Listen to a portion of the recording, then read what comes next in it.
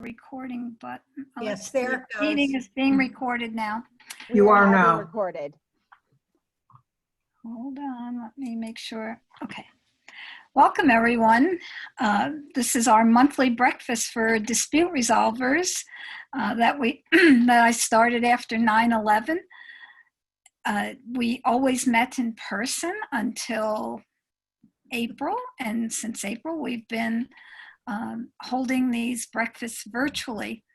These breakfasts are co-hosted by the Association for Conflict Resolution of Greater New York and the CUNY Dispute Resolution Center at John Jay College. I'm Maria Volpe, a professor at John Jay, and I direct the dispute resolution program there. These breakfasts wouldn't be possible every month if it wasn't for this wonderful team that we have that puts them together. Julie Denny, Chuck Newman, Nikki Borofsky, and Matthew Latimer. We, as I said, have been holding these virtually initially because of the pandemic. We have also experienced a lot of unrest over racial injustice, and in the last few days, concerns around the hurricane related outages and destruction. So these are really challenging times for everyone, including dispute resolvers. And one would think that we had planned this breakfast to coincide with all three just yesterday, but we've been talking to Jon Krop for some time now about doing this breakfast, and couldn't have been more timely to have a breakfast that helps us to deal with the inner part of ourselves. So thank you so much, Jon, for being part of this morning breakfast. And we have people from literally around the world with us this morning. We've been asking everyone to rename themselves. If you hover over your name and go to the upper right-hand corner, there are three dots. Click on rename, and it will only rename you temporarily for the morning, but if you add where you're from, others will know who else is on the call here, what part of the world we're all from. We will cover this again later, but to help us manage the interactions, we're asking everyone to put their questions in the chat box, and our speaker will address them later in his presentation. Maria, I'm sorry to interrupt just real quick. Am I on? Yeah. So that the chat box doesn't become too full for everyone else, if you have questions, please chat them to Nikki Borofsky, N-I-K-I. Okay, so you would have to hover over her name to find her on the participants list, and the participants list is accessible if you go to the bottom of your screen and find participants and then look for Nikki Borofsky, and her name is on the top of the list. She's the third one down. You can ask her, you can Maria? I'm looking to see if it's possible to just chat. Yeah, hit chat and you can chat with her privately. Okay, Maria, when you go to the chat where it says everyone, Yeah. if you click on that arrow, her name's the third one down, you can send it just to her. Yeah, exactly. That's what Okay. I was saying. Okay. Okay, so with that brief introduction, I'm going to turn this over to Chuck Newman, who will introduce our speaker. Chuck. Good morning, everyone. Thank you so much for joining us. Lovely to have you all here. I see we have 133 people at the moment. Welcome, everybody. I think we're from lots of far-flung places. I have the pleasure of introducing Jon Krop, today's speaker about mindfulness for dispute resolvers.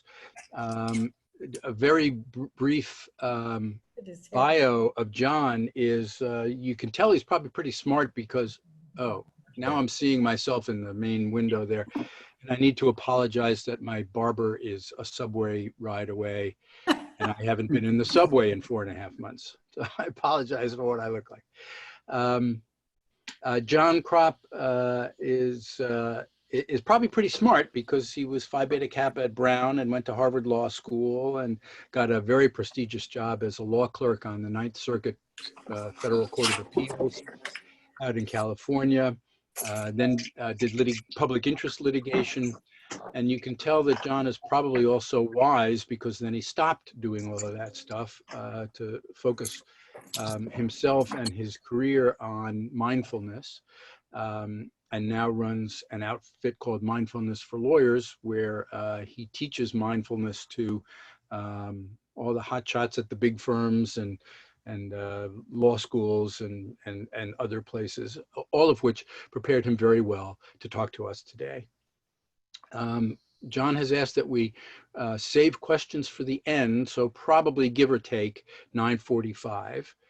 We will end at about 10 o'clock. If Jon can stay a little late, people can hang around afterwards, but let's not interrupt him until about 9:45. If you do have questions, open up the chat drop down so that you're highlighting Nikki Borofsky. Send your questions to her and she will read the questions aloud at the end of Jon's talk. So without further, Jon Krop. Thank you, everybody. Hi. Thanks, Chuck. Thanks, Maria. I'm really glad to be here with you all. And I'll just say, Chuck had asked me for some more sort of fun facts about me to flesh out the introduction. I understand that's his usual approach.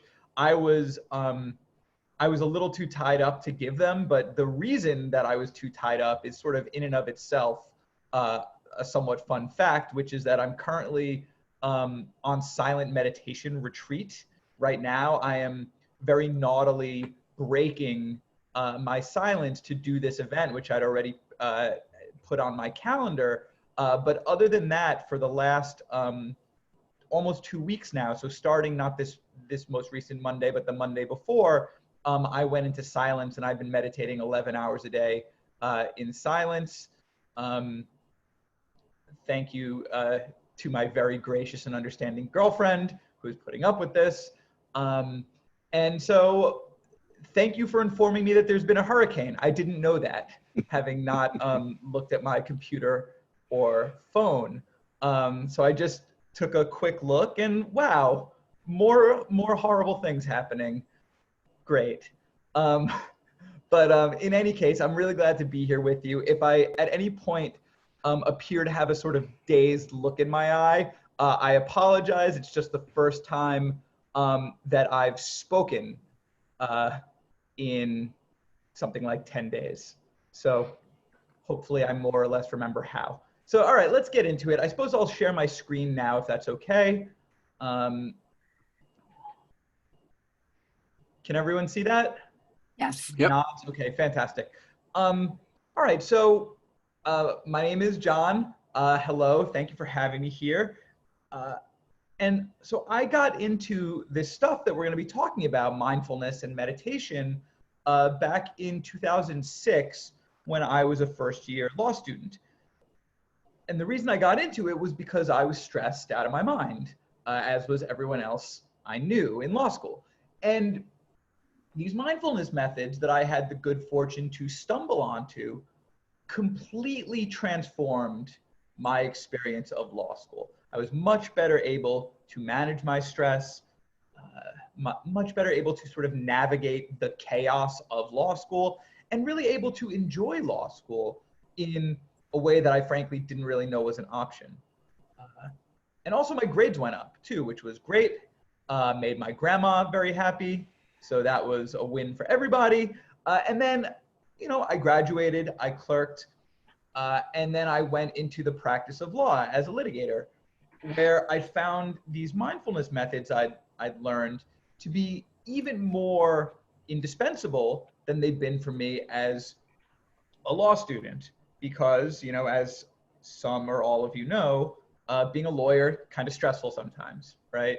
I found it very fulfilling, but the deadlines are tight, the stakes are high, it's inherently adversarial, and there is stress that is inextricably bound up in all of that. And I know that all of that applies more or less the same way to people in the profession of dispute resolution. And having participated in mediations myself, I know how challenging that situation can be, and I have an inkling of how challenging it must be for the dispute resolver, who has to sort of stand in the center of that hurricane and hold space for all of that. So the good news is that there are, I think, better and worse ways to deal with these stresses. So I'm really glad to be here. And then of course, on top of that, we have the stress of 2020 and everything that comes with that, right? So I'm really glad to be here to share with you what I think are some better ways of dealing with this stress. So before we get into it, just a quick disclaimer. Oh, and by the way, I should mention, I know Chuck said to hold questions, and that's right, but I'll take questions at the end, but you can put in your questions at any point. Please feel free. And again, you do that by sending a chat. We are chatting Nikki, I think. But you can do that at any point. All right, but I'm going to take a look at the end and then answer as many questions as I can. As I have just alluded to, I don't have that much else on my schedule, so I'm happy to stay and hang out if people have more questions. So I'm not going to beat a path out the door. All right, so a quick disclaimer that I like to give at the start of these things is, so I'm pretty hardcore about this mindfulness stuff, as you may have surmised from what I'm doing right now. So, I meditate on non-retreat days. I meditate around 3 hours a day. I do these sorts of silent meditation retreats. My longest one was 7 months. So, obviously I'm kind of a psycho about this stuff. And, the reason I am is because it's been very beneficial for me. And also, as a teacher of these methods, it's useful for me to have that depth of experience. But what I want to be really clear about is you don't have to be hardcore in the same way at all in order to get benefits from this stuff. All right. So the practices that we'll go over in this, pretty short time that we have together, if you try them even a few minutes a day, you will probably notice some real non-trivial changes in the way that you work, in the way that you feel. So you don't have to go all the way off the deep end the way that I did, is what I'm saying. All right. Now, by the way, just a quick housekeeping item. I usually like to ask if you've got your phone, if you could put it away or put it on mute.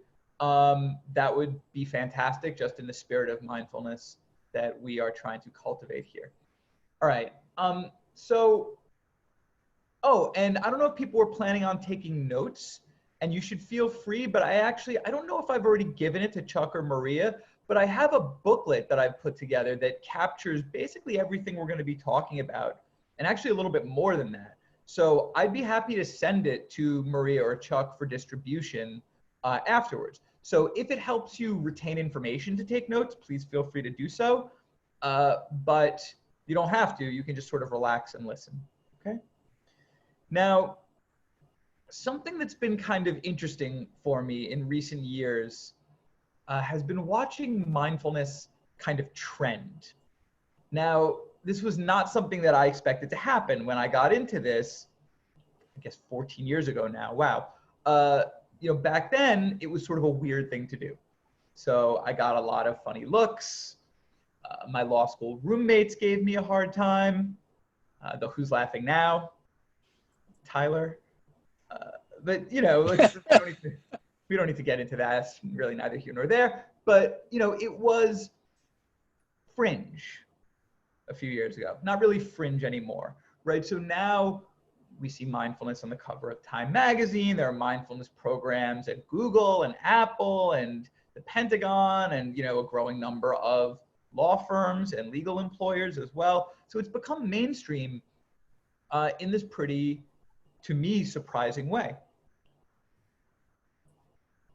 And I think one of the big reasons that that's happened is all of the interesting science that's been done over the past few decades to corroborate the benefits that mindfulness practitioners have known about for thousands of years, but now they're being studied a bit more rigorously, quantified. So I thought it'd be good to talk just a little bit about the science of mindfulness. That, by the way, is what I imagine the science looks like when they do it, just brightly colored liquids in beakers.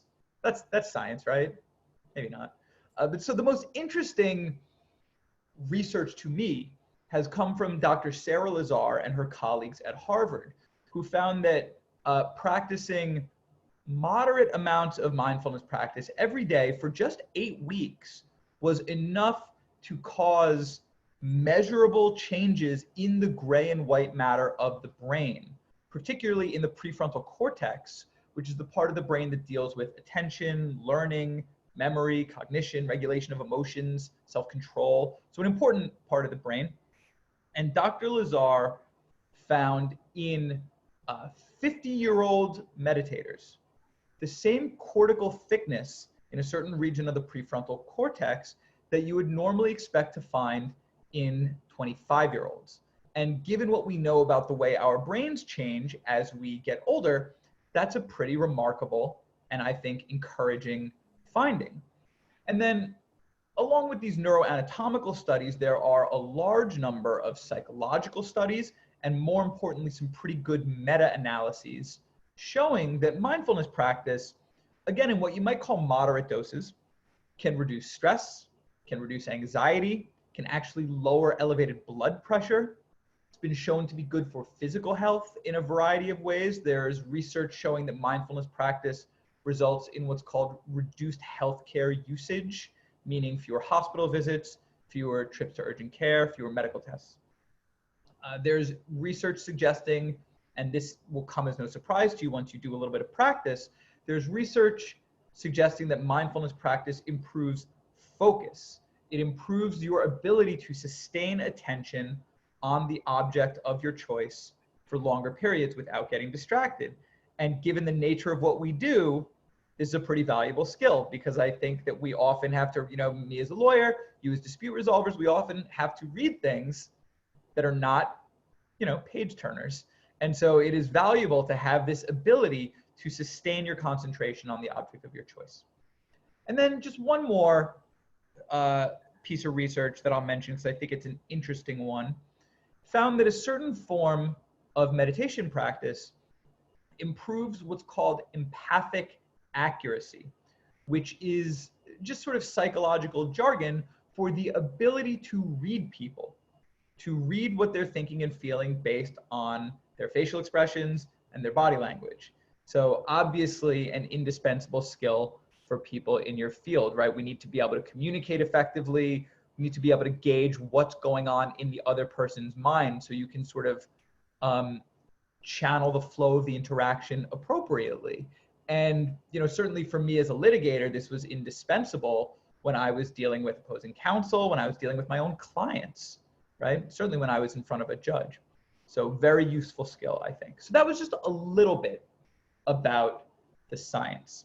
Now, what I'd like for you to leave this short workshop with is sort of a toolkit of different mindfulness methods that are kind of appropriate to different contexts. We don't have time to go over too many, so that no matter what sort of circumstances you're in, if you're getting stressed out, there's a method that you can break out of this toolkit and use to calm yourself, ground yourself, focus yourself a little bit, okay? And of all the tools in that toolkit, the most important tool, really the cornerstone of mindfulness practice, is meditation. So rather than my blathering on too much longer, I thought it would be good if we just meditated together for a few minutes. And I can't see all your faces at once, but I hope you don't all look too freaked out by that prospect. This will be very easy to do. It's going to be very easy to learn, and we're not going to do it for very long. All right, so everyone just be cool, and we will get through it together. Now, what is meditation? Well, it kind of depends on who you ask. There are lots of different meditative techniques, lots of different meditative traditions. But coming out of the mindfulness traditions that my teachers trained me in, I would say that the most helpful definition I've got is that meditation is the practice of learning to stay in the present moment and out of our heads. Okay, and when I say out of our heads, I'm referring to the frankly depressing amount of time that we all spend caught up in worries, fears, anxieties, plans, judgments, stories, right? We compulsively generate narrative all day long and get kind of tangled up in that narrative, right? We fret about a future that doesn't exist yet. We ruminate about a past that's already gone. And we spend so little time actually where we are, experiencing what we're doing. And I should mention, by the way, I've been saying it that way for a while, and I realized I'm actually quoting Yoda when I say that, pretty verbatim, actually, from The Empire Strikes Back, which I think is fine. I'm just going to keep it moving. But, you know, it's true. The puppet is correct about this. We spend so little time actually in the moment that we're in. And that's kind of a shame, because if you allow yourself to be in the present moment in the way that we do through meditation practice, you'll probably find that there's often a certain calm and peacefulness there. There is a mental clarity. There's a capacity for focus that becomes accessible. So it is both pleasant and quite useful to be in the present moment in this way, but we don't really let ourselves do it very much. And so meditation is how we train to extricate ourselves from this tangle of narrative, to get out of our heads and come into the relative calm, clarity, focus of the present moment. And the way that we do that in meditation is by working with our faculty of attention, okay? You could think of attention as like a spotlight that you can aim. And wherever you aim that spotlight of attention, that determines what stands out in your awareness in any given moment. So for example, I could ask you all to bring your attention right now to the sensation of your feet on the floor. Presumably you're all sitting in a chair with one or both feet on the floor. You don't have to change your posture. However you're sitting is perfectly fine. I don't care if you have just one toe. But if I ask you to bring your attention to the sensation of contact with the floor, there it is, right? Standing out. There those sensations are standing out in your awareness. Now they were there before, but you probably weren't noticing them because they weren't really relevant to anything that we were doing. I ask you to bring your attention to those sensations. There they are standing out, right? And now maybe you can't stop noticing those sensations, right? So that's how attention works. Take something that is present in awareness, but backgrounded, and causes it to predominate, to stand out, okay? Let's do just one more of those, and you might want to close your eyes for this because it's a subtler sensation and it's easier to detect if you close your eyes. So if you're comfortable with that, go ahead and close them. And bring your attention to the sensation of air passing through your nostrils as you breathe. So as you breathe in and out, you can physically feel the air brush past that entranceway to the nose. And if you're having trouble finding that sensation, you could breathe a little more sharply for a moment as a way to just zero in on it, and then go back to breathing normally. And just take a moment to find that sensation of the breath passing through your nostrils. All right, so you can open your eyes if they were closed, and that sensation, that touch of the breath at the nostrils, is what's called our anchor, or our meditation object. What this is it's just sort of a perch for our attention to rest on as a way to stay a little bit more easily in the present moment. So here's how we use that anchor. This is the technique. You're going to bring your attention to that touch of the breath at the nostrils, exactly the way that you just did, and then form a gentle intention to just remain there and observe the flow of sensations that you feel at that spot as you breathe in and out. Okay? Now, what's going to happen probably pretty quickly is your attention is going to wander off to something else. So it might wander to a sound in the background, might wander to a sensation in your body, or it might wander off to a thought. Now, at this point, people often think they've made a mistake. It's really useful to understand that you haven't, that this wandering of attention is just part of the process. It's actually what's supposed to happen.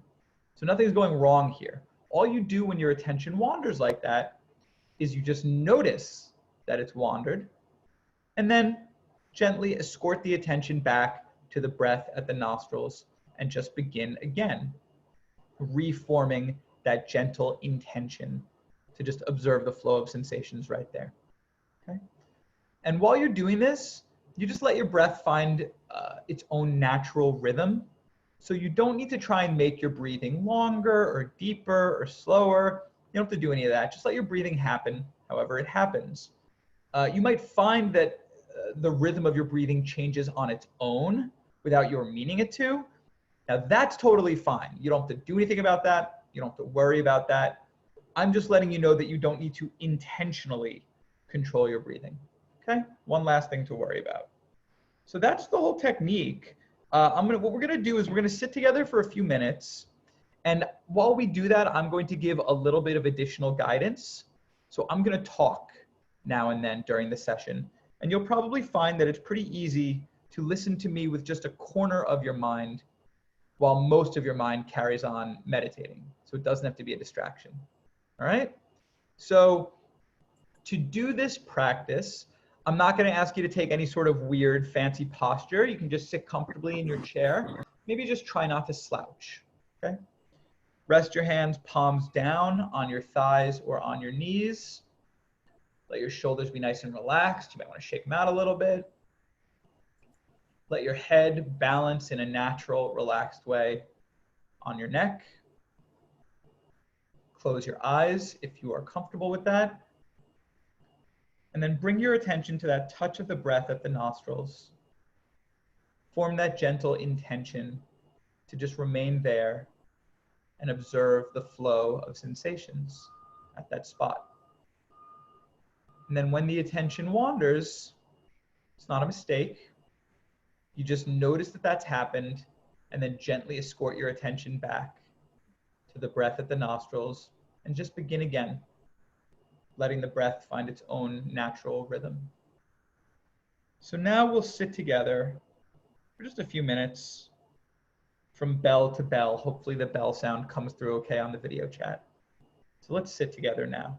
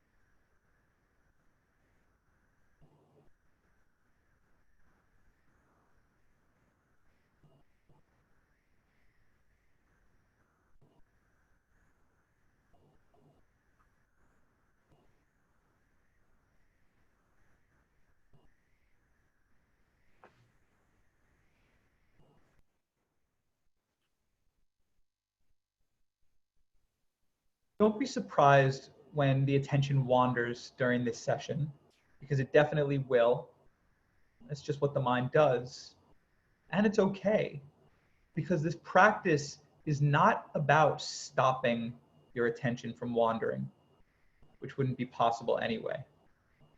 It's much more about coming to notice what's going on in the mind a little bit more. Coming to notice that tendency to wander a little bit more. And then when you do notice, you can gently escort the attention back to the present, to the breath. So if your attention wanders 100 times during this session, it's totally fine. Just gently escort it back each time. In fact, it's better than fine. It's It's actually a good thing, because that's 100 opportunities to practice that noticing that's really at the heart of this meditation technique. So this pattern you might experience of getting distracted and then coming back, wandering and then returning, that is the natural rhythm of this practice. That's how this practice is supposed to go.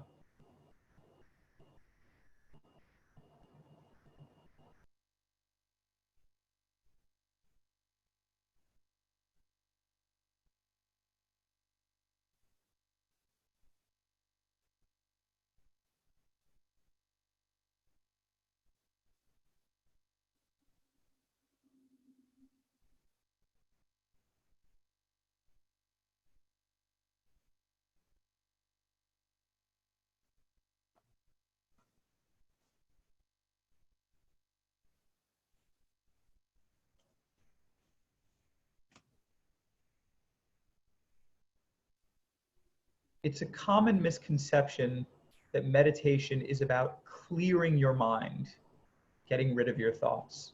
And it's not. That would also not be possible. And it's not necessary. There are going to be all sorts of things going on inside and outside the mind as you do this practice. There are going to be sounds in the background, itches and aches in your body. And in exactly the same way, there are going to be thoughts coming and going in the mind. All of that is fine. There's no need to block or suppress any of that, or to try and create some sort of artificial silence. You don't have to do that. Instead, you can just allow that whole rich landscape of sounds and sensations and thoughts to just continue unfolding in the background. And then rest your attention on the breath in the midst of all that activity.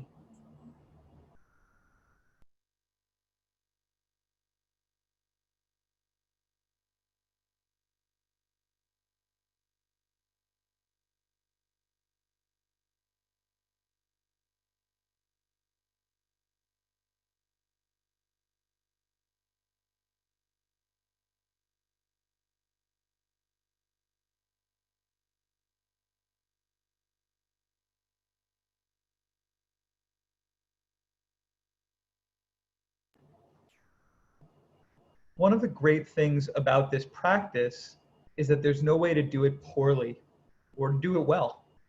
There's really just doing it or not doing it. So you might have a session where your attention is totally stable and calm.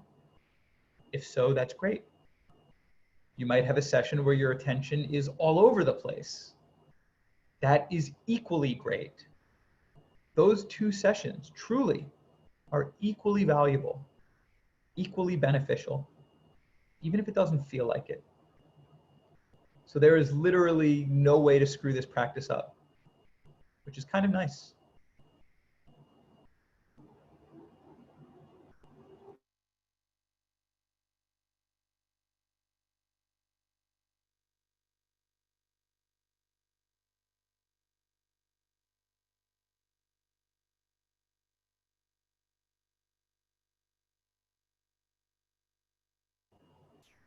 And because the wandering of attention isn't a mistake, because nothing is going wrong, if you're having one of those sessions where your attention is all over the place, you don't have to try and force it into being one of those sessions where your attention is very calm and stable. It's not important. Your only job is to just try your best to notice when your attention has wandered, even if that takes a while, and then to just bring it back. It doesn't matter how many times you end up doing that. As long as you're just trying to do that, then you're practicing perfectly.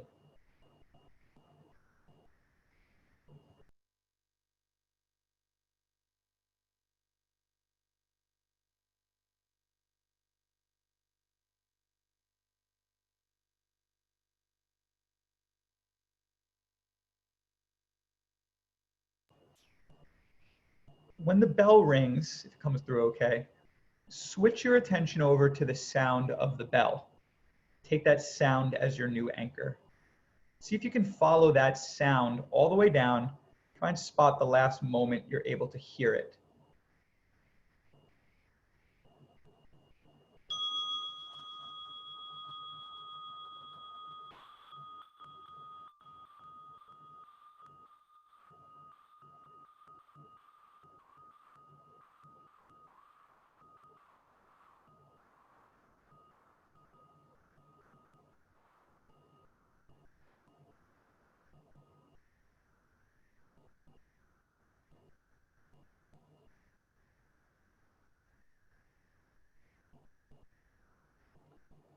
Okay, so that was our little guided meditation session. Those of you who have not ever meditated before, Mazel Tov, now you have. And to everyone, I just want to say thanks, because I tend to meditate alone, sort of a solitary meditator, which always sounds a little sad when I say it like that, but it's true. And the times when I teach, those are my opportunities to meditate with a group. And there's just something nice, even when it's sort of virtual like this, there's just something nice about meditating with a bunch of other people who are also meditating. So I enjoy that and I appreciate it. And I also just want to flag before we keep going with the program. First of all, if you have any questions about meditation, feel free to put the questions in now while they're still fresh on your mind, and I'll take them at the end, but you can pop them in now if you like.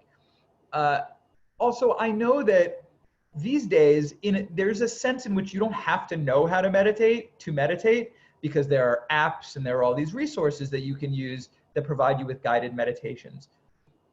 I will just note that there's something really useful in knowing how to do it yourself.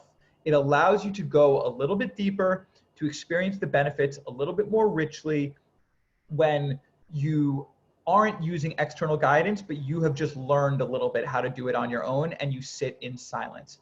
This isn't to disparage meditation apps. They're fantastic. You should use them when you feel like using them, but you might find that with time and practice, you feel more and more inclined to sit in silence and be your own guide. It also helps you avoid this sort of app dependence that I've been seeing a little bit, where people aren't able or don't feel comfortable meditating without them. Okay, so I just wanted to note that.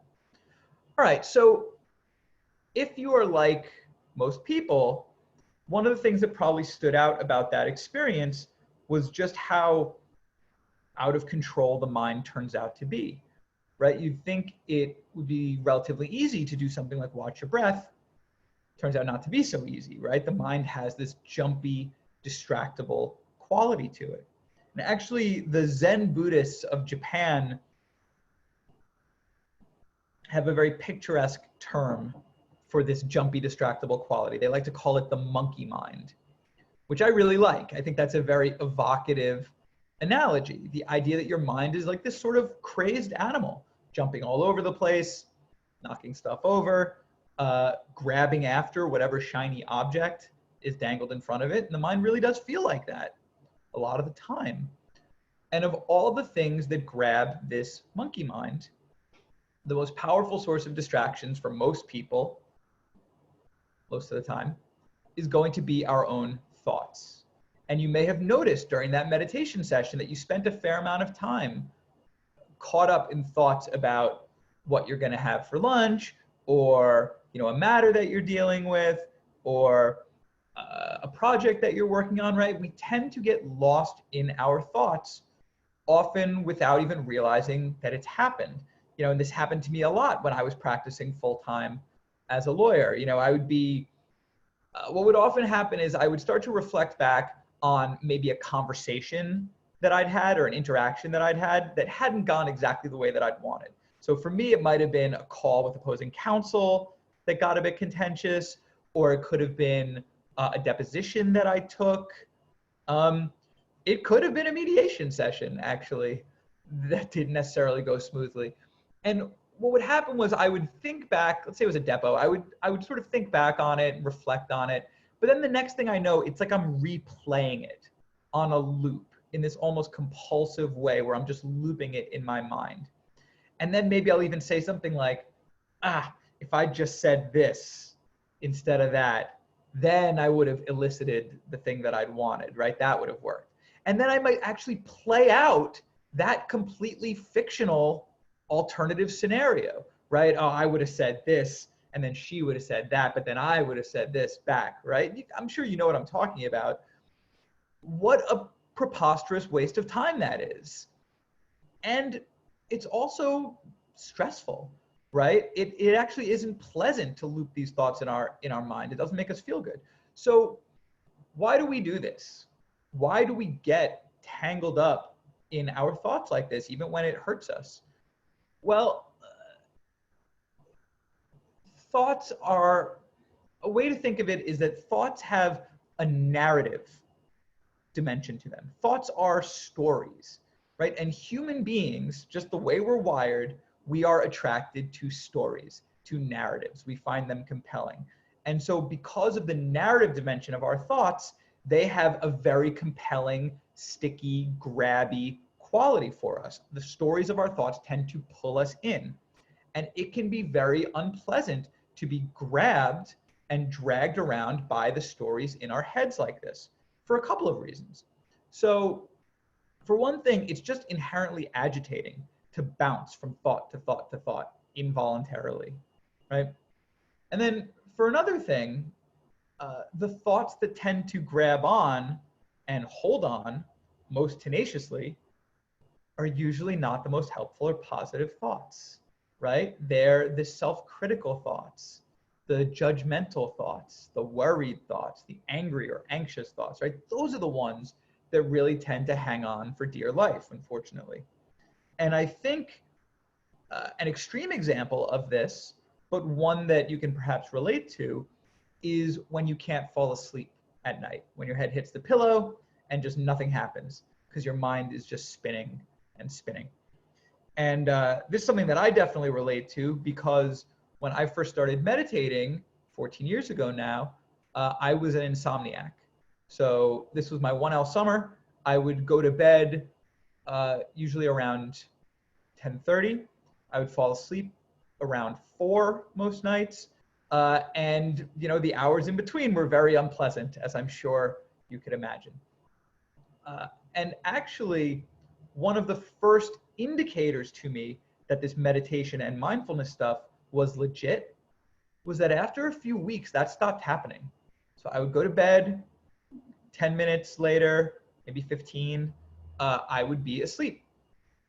This was a big deal for me, right? This was a game changer. Now, I'm not promising you that if you meditate, then, you know, in 3 weeks, your insomnia will vanish, right? I'm not here to sell that. I don't know. That is what happened for me, though. And it was a pretty massive game changer in my life. And I also just take a moment to note that since we only have a short time together, I can't talk about all the things I would love to talk about.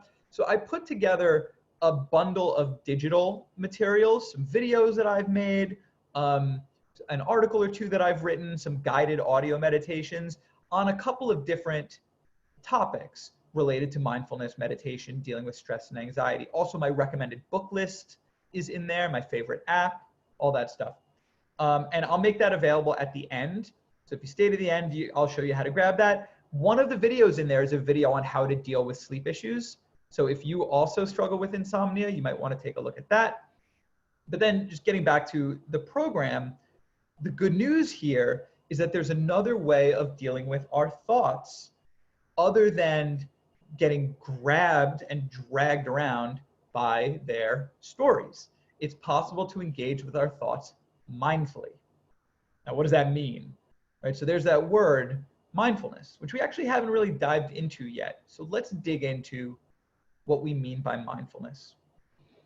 Now, like meditation, mindfulness is a word where people quibble over the exact definition, while all sort of understanding that they're talking about the same thing.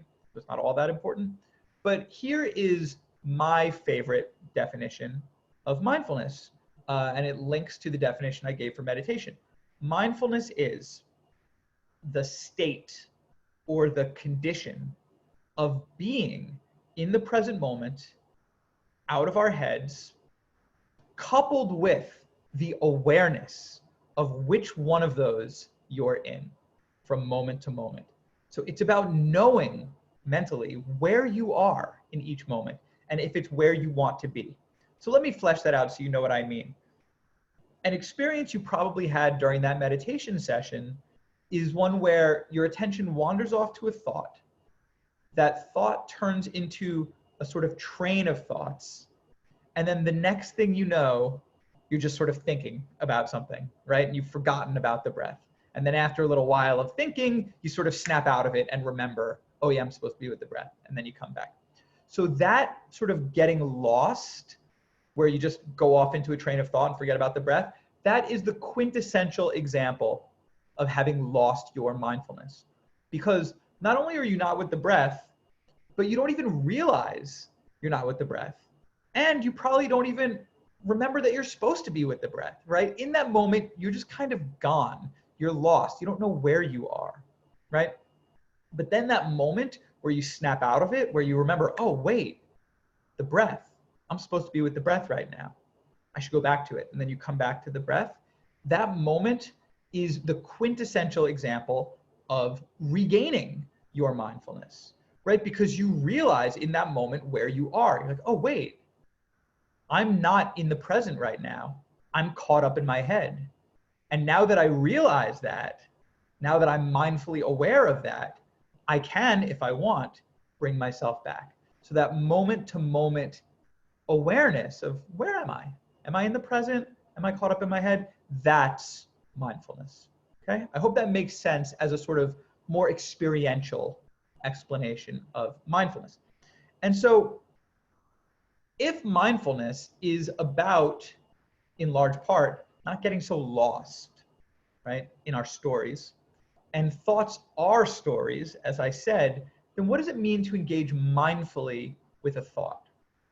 Well, what it means is to not be so caught up in the thought's content, in its story, and instead to see the thought with present moment awareness as what it actually is, which is just a mental object arising and passing in the present, right? When you have a thought about the past, it can feel like you're in the past, right? But you're not.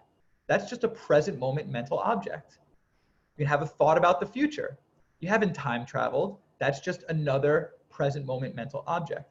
And so you can, let me illustrate this. So, you know, that example I gave before where I was thinking back on a deposition I took or a conversation I had where I go into sort of replaying the conversation. I should have said this instead of that. Actually, I need to give a note to my assistant about that.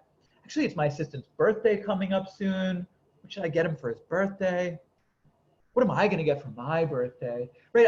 You're just sort of lost in the story mode, right? And so if you can step out of the story layer and just observe your thoughts and emotions as present moment mental objects, you can just see them arise and pass in the space of the mind without getting immediately sucked into them, right? And immediately starting to engage with them. Really useful skill. By the way, this is not to say that mindfulness is anti-thinking and that we should never engage with the content of our thoughts. Obviously, that's ridiculous. You know, as professionals, just as people, we need to analyze, we need to think things through, of course. The problem, though, is that we do that compulsively. A thought comes up, and as a reflex, we grab onto it and start to engage. Whether or not that's productive for us right now, whether or not that's going to make us feel bad, it's just our reflex. So mindfulness, this sort of mindful awareness I'm talking about where you step back a little bit, is just giving you another tool in your toolkit, right? Another way to engage with thoughts. And there will be times, not all the time, but some of the time, where the more skillful response is to step back out of the story, engage this mindful awareness, and partake of the calm, the clarity, the focus that can come from doing that, okay? And when you do this, when you engage this sort of mindful awareness, it can be an enormous relief because it can feel very claustrophobic being trapped in your head, spinning around with all your little stories like this. And this opens up a feeling of space in the mind. and not just space, but actually a little bit of extra time too, to decide what happens next. Let me explain what I mean by that. Remember the first time I noticed this, it was 2006. I'd been meditating a few weeks, my 1L summer.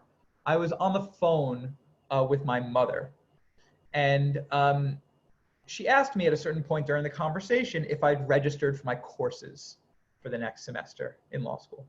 I told her, no, I have not yet, but I will, don't worry about it. And then we went on with the conversation. And then 10 minutes later, she sort of brought it up again, right? Did you write it down? It's really important. I'm just worried you're gonna forget. She sort of nudged me in this very parental way. Now, what I normally would have done at that point is probably say something like, Mom, God, I said I'd do it. Please leave me alone. I'm a grown man, which I wasn't. I was 22, but whatever. So this time, though, something different happened.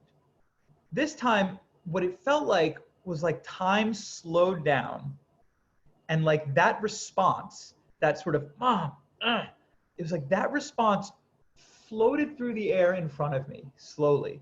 Like, would you like to respond like this? And it was like I had time to sort of peer at that thought and say, well, no, I don't want to do that. That's a terrible idea. And it was like, okay, and it just sort of floated on by. And then I responded in a calmer and more considered way. And the conversation didn't deteriorate the way that it otherwise might have done. Now look, it's a very mundane example, I know, but at the time it felt remarkable. It really felt like having a new superpower almost, and I'm sure it was a few extra milliseconds objectively, but subjectively, it felt like so much time to choose my response instead of just reacting. And I know that in the work that I used to do, and certainly in the work you do, this is an indispensable skill, right? To have this ability to choose your response, to work skillfully with your emotions, even in a moment where your buttons might be getting pushed, right? And now this does not mean that we don't feel our emotions. We feel them, we see them, but there's a little bit of space around them. There's a little bit of time to ask ourselves, well, do I want to speak out of this impatience right now, right? Do I want to act out of this frustration that I'm starting to feel, or do I want to go in a different direction, right? And engaging this sort of mindful awareness gives you the ability to do that. Very useful.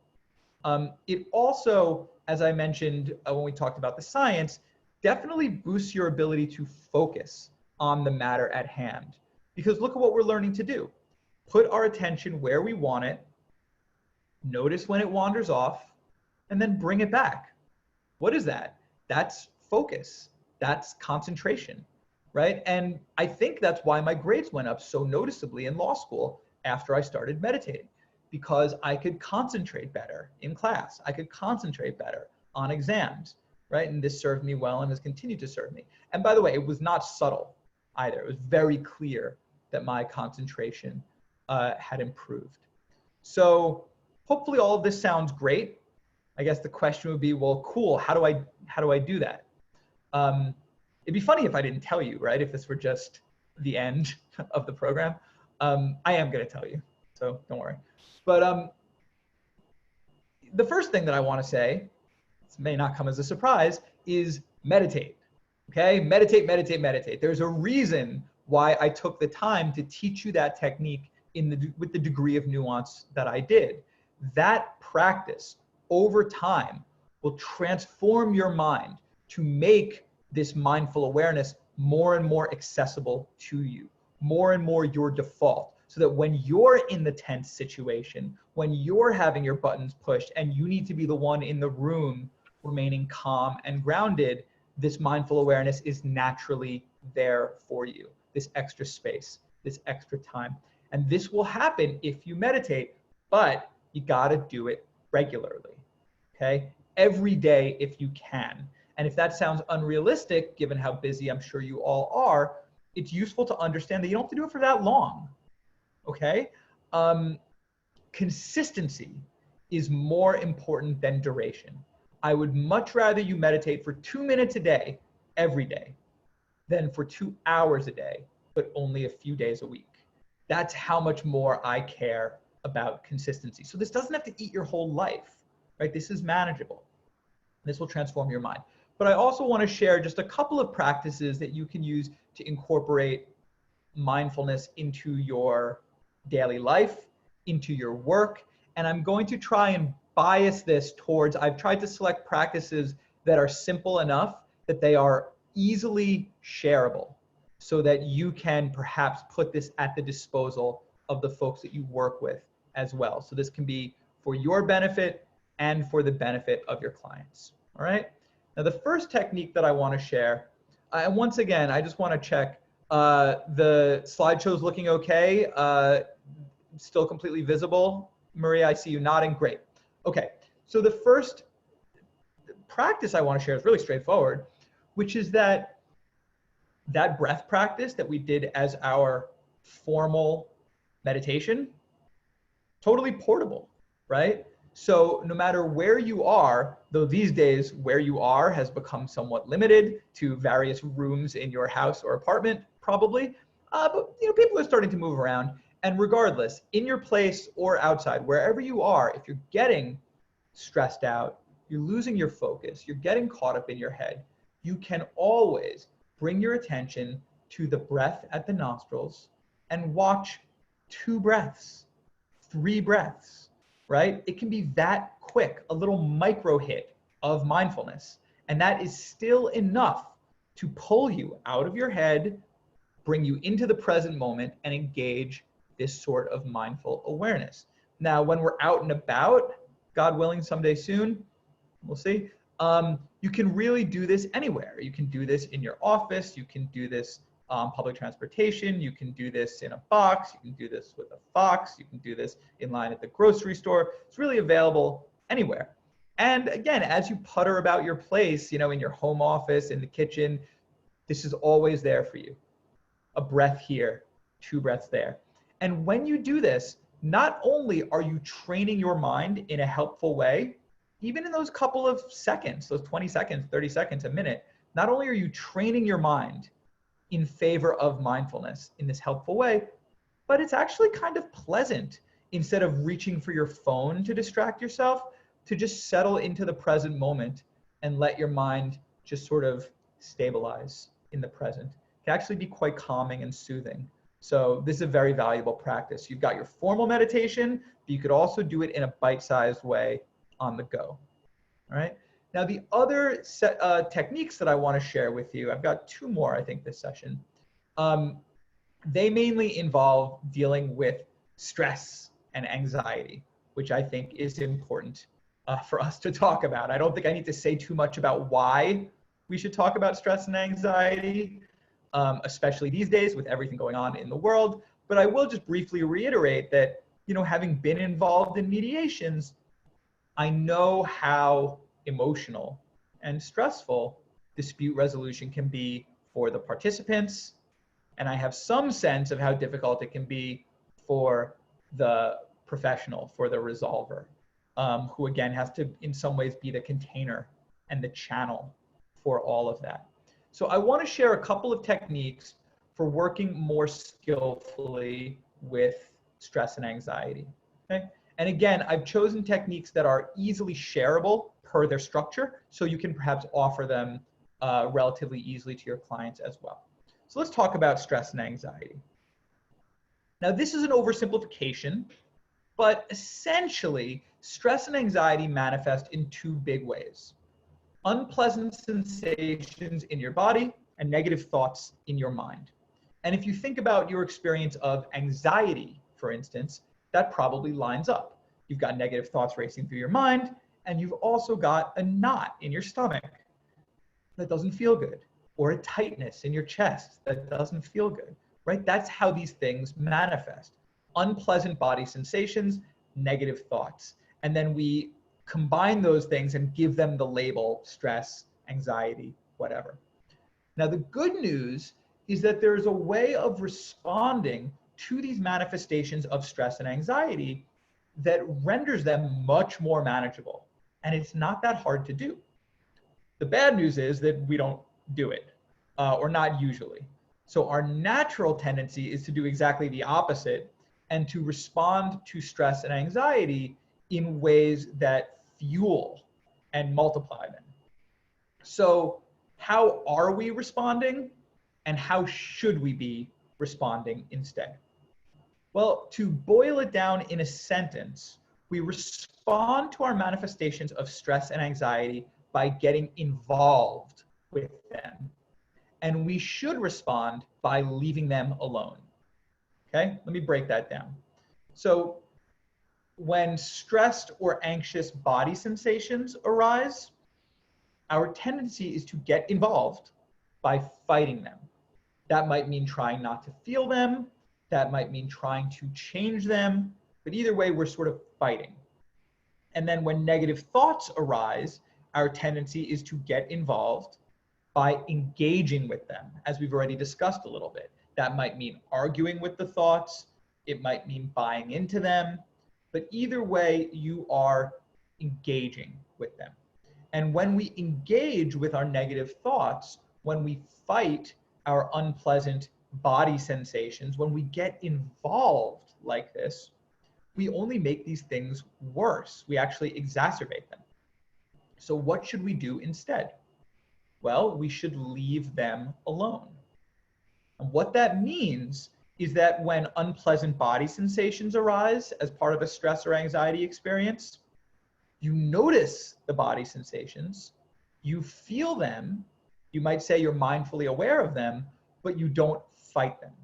You just let them be there with no expectation of having them go away. Now, you might hear that and say, well, hold on. The whole point is that I want them to go away, right? This is a ripoff. But here's the thing. If you don't amplify your stressed or anxious body sensations by fighting them, you'll probably find that they're not such a big deal. And they actually don't get in the way so much as you go about your day and about your work. But if you try to make those sensations go away, then you will amplify them. And then they do start to interfere with your day-to-day life, with your work, with your well-being. And this is especially true in the case of anxiety, which is really fed by what's called avoidance. So think about it this way. Here's how I like to think about it. If you insist on having no anxiety, then you're going to have a lot. But if you make your peace with having just a little anxiety, then you'll have only a little. Okay? That's what happens when we leave these things alone instead of fighting.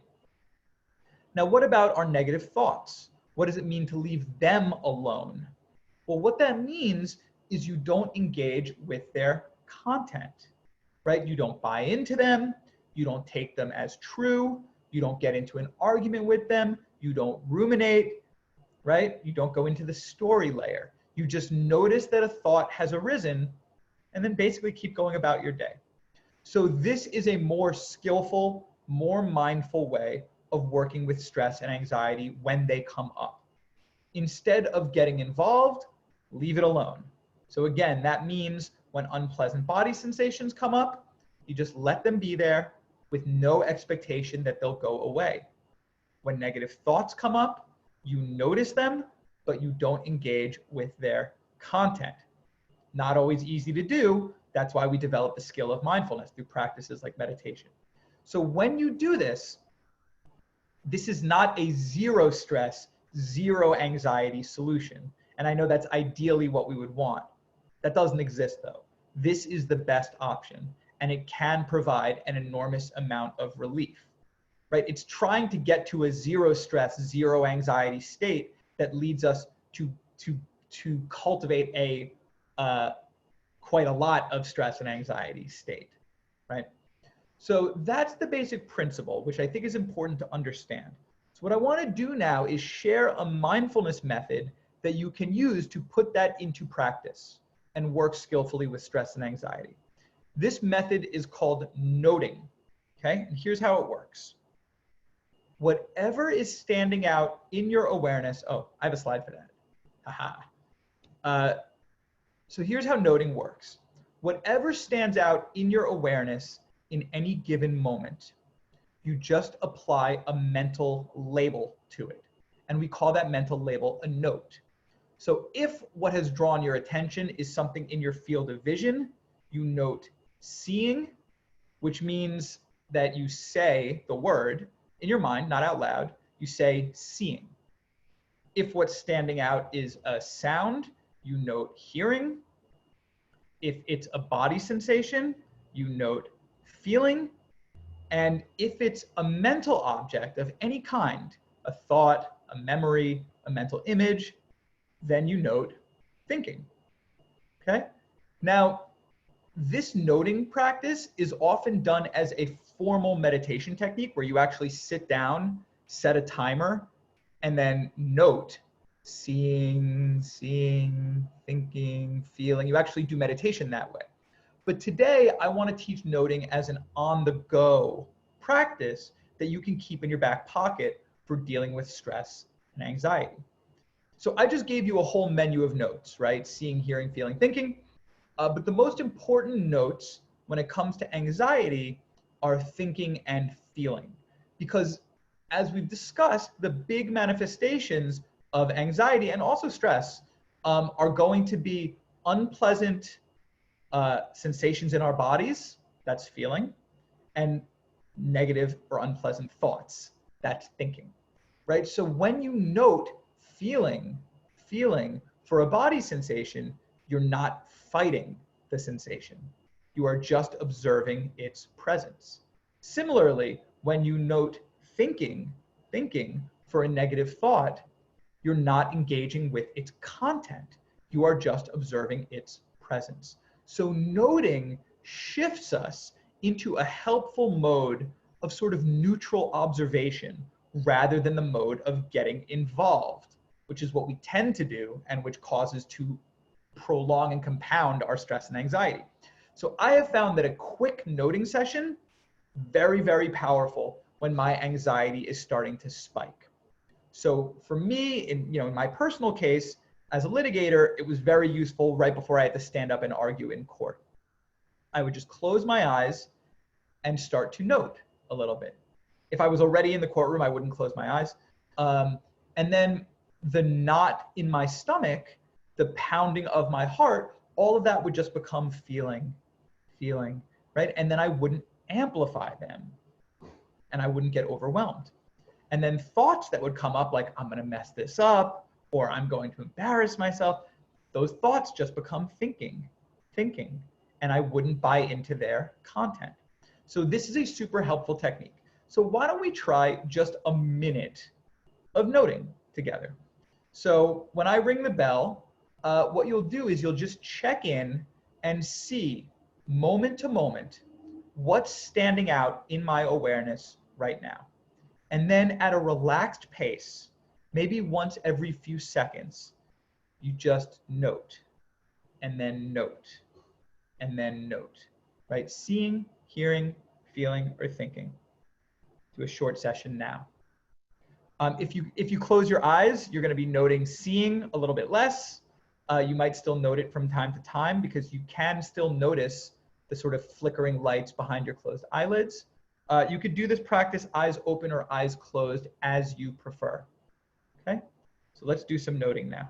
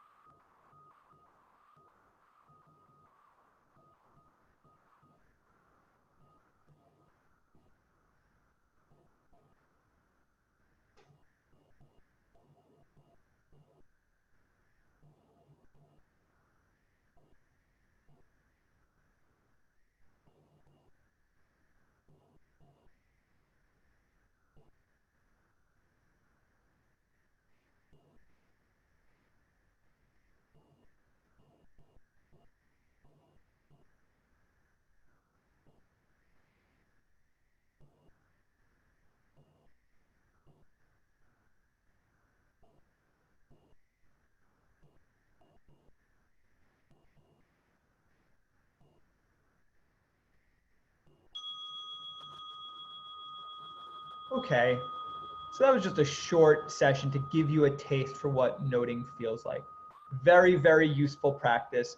What it essentially does is it helps deconstruct the experience of stress or anxiety. Instead of being bowled over by it all at once, it gets broken down into sensations, and thoughts, right? Feeling, thinking, feeling, with the occasional hearing or seeing mixed in. And it makes anxiety, it makes stress much more manageable. And again, it helps us avoid getting involved. It shifts us into that mode of neutral observation. Now, there's another very simple, very helpful way to use that basic technique of noting. We can also note emotions. So you can note, in addition to noting seeing, hearing, feeling, thinking, you can, just using plain language, note your emotions: anger, fear, frustration, impatience, excitement, right? You can actually note those, put the label on it, just using, like I said, plain language, just whatever seems like the appropriate name for the emotion: restlessness, anger, excitement, etc. And what this does is it helps us observe our emotions rather than being embedded within them. So when we don't consciously recognize the presence of an emotion, especially a challenging one like anger, it becomes the unseen context for everything we experience. It becomes the water within which we swim. And as such, it can affect our behavior, affect our decisions, our speech, without our knowing it. We can see this very clearly with emotions like anger or frustration that color all our perceptions and our actions.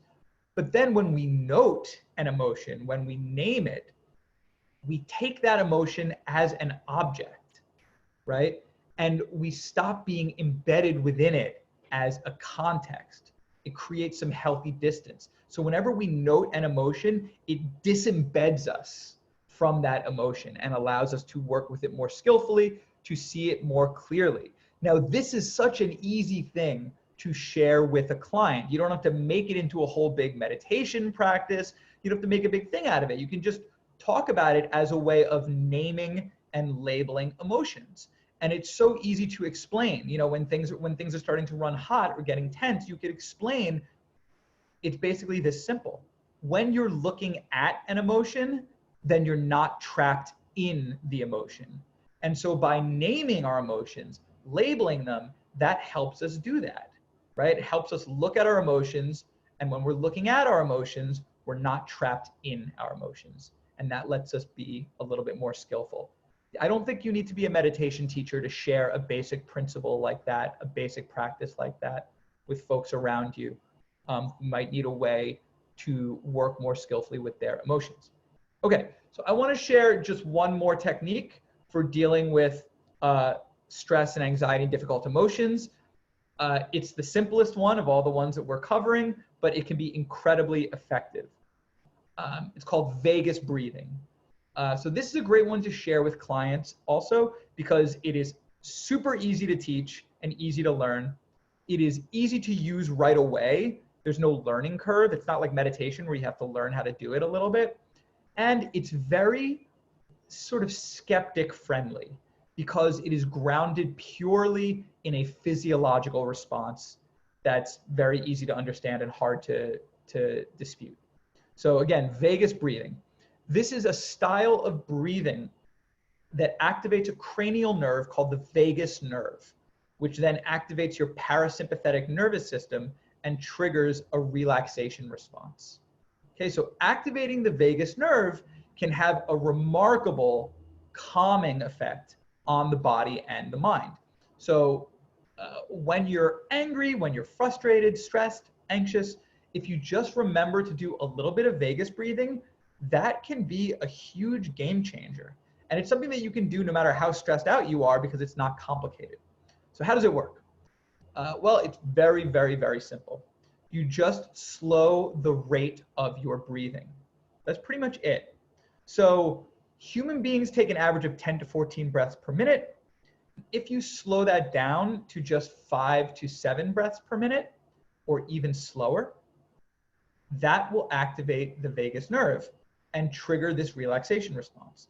So if you do just a 5-second count on your inhale, a 5-second count on your exhale, that will get you there. And of course, you can go even more slowly if you like.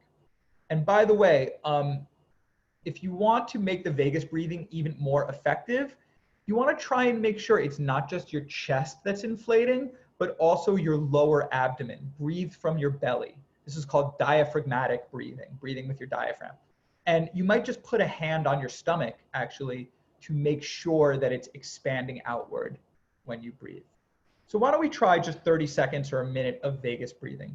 So when I hit the bell, just slow your breathing. You can do a rough 5-second count on the inhale, 5-second count on the exhale, or you can go even slower than that if you like. Some people find it soothing to make the exhale a little longer than the inhale. You can play with that too if you like.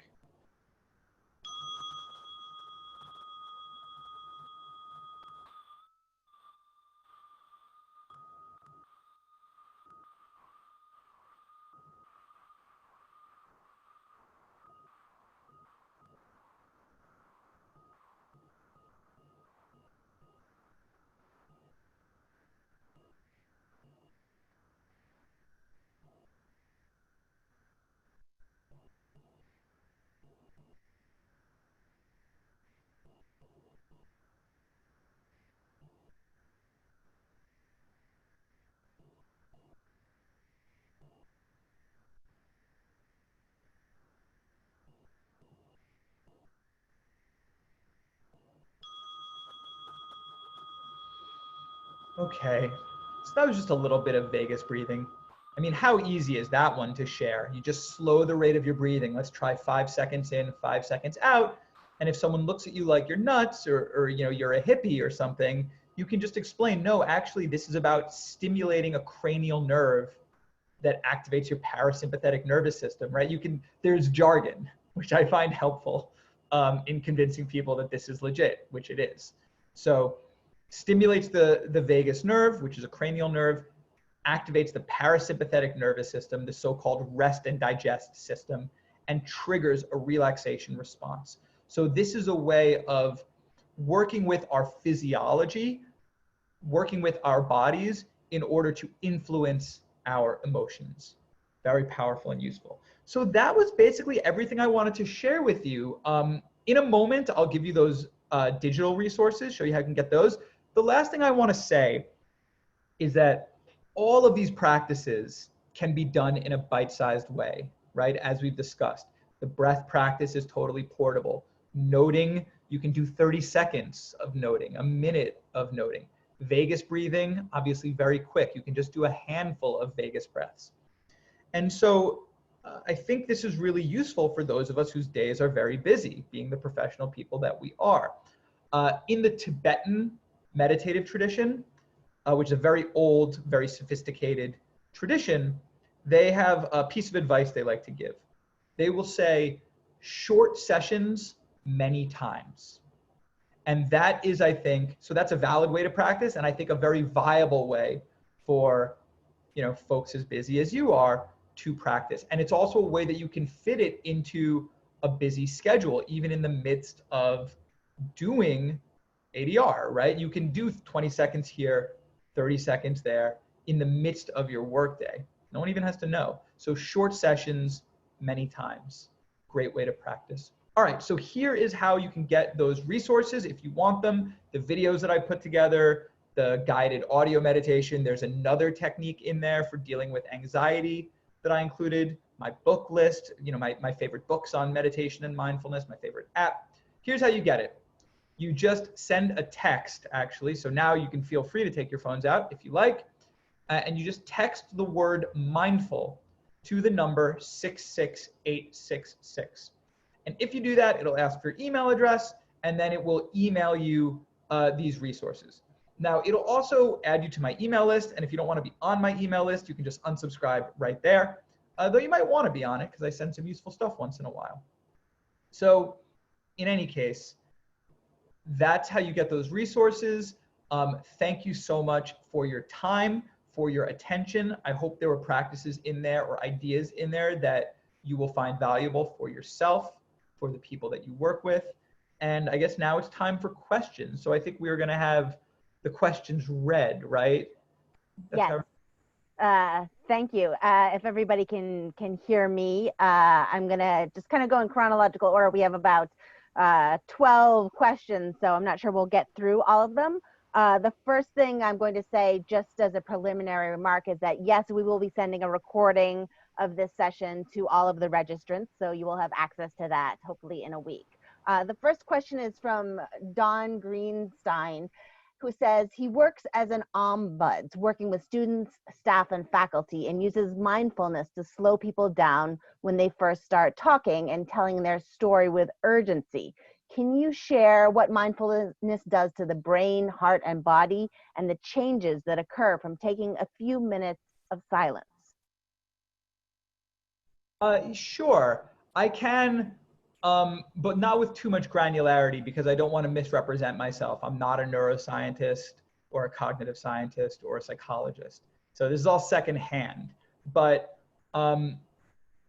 one thing is that meditation, like vagus breathing, has been shown to stimulate the vagus nerve and improve what's called vagal tone, which leads to improvements in heart rate variability. It slows your heart rate, and it curtails whatever stress response might be going on. So when we have the so-called classical fight or flight response that happens whenever we perceive some threat, and by the way, speaking in front of a group, introducing yourself to new people, our brains register that as a threat in the same way that they would register an animal attack as a threat. We did not evolve to distinguish between physical and social stressors.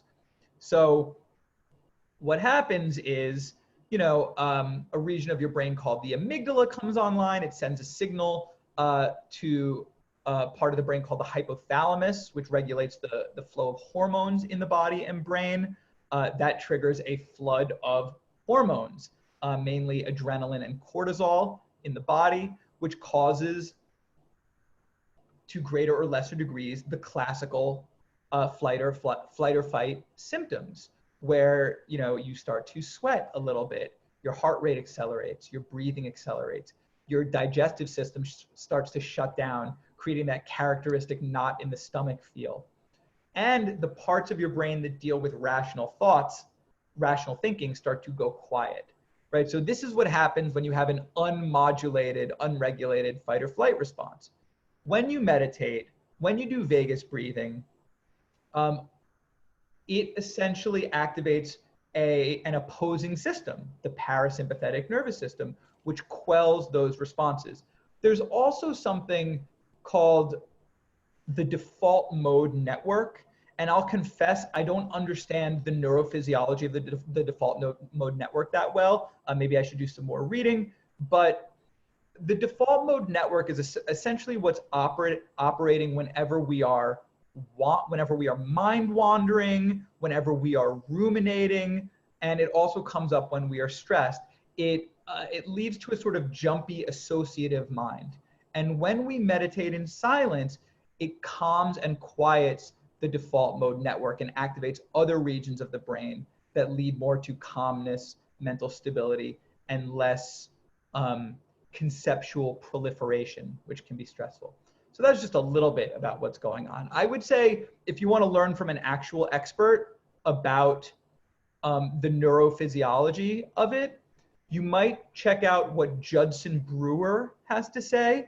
So that's Judson, Judson, Brewer, Brewer. He is a scientist at, I believe a neuroscientist at, he might be a psychologist. I think he's a neuroscientist at Brown right now, formerly at Yale, I think. And he studies the brain science of meditators. Another great resource would be Richie Davidson, Dr. Richard Davidson at the University of Wisconsin-Madison, a guy with a predilection for taking very advanced meditators and sticking them in brain scanners and seeing what their brains have to say. And he's found some very interesting things there. Okay, Sorry, I'll try and be quicker with my future questions. There's so many to get through.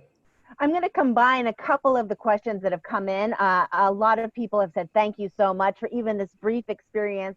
It's helped to quell some anxiety. And a lot of the questions ask you for recommendations for maybe New York local meditation practices, and also just a host of other readings and resources to dig deeper in. Okay, yeah, so recommendations. So in New York, so there are a bunch of meditation places, and I haven't been to them all. A good place to start, probably with the most comprehensive programming, is New York Insight Meditation Center, NYIMC. I think it's nyimc.org. They're often referred to just colloquially as New York Insight. And if you look up New York Insight, you will find it. Now, they are a Buddhist center, so you have to be okay with getting some Buddhism mixed in with your meditation and mindfulness. Not surprising, since that's the spiritual tradition where these practices originated before being sort of secularized in recent decades. See, I can talk fast if need be. I'll try and keep the rate up. Generally speaking, if you want the best mindfulness and meditation teachings, you're going to have to listen to some Buddhists. So that doesn't mean you have to be Buddhist, right? It's just that they have the best stuff. They've been doing it for the longest. They've been doing it for 2,500 years. So New York Insight Meditation Center is fantastic. They've got great speakers. If you want to really sit, if you want to go to play, I find that their meditation sessions can be like, you'll do 15 minutes of meditation, 20 minutes. Now that might be perfect.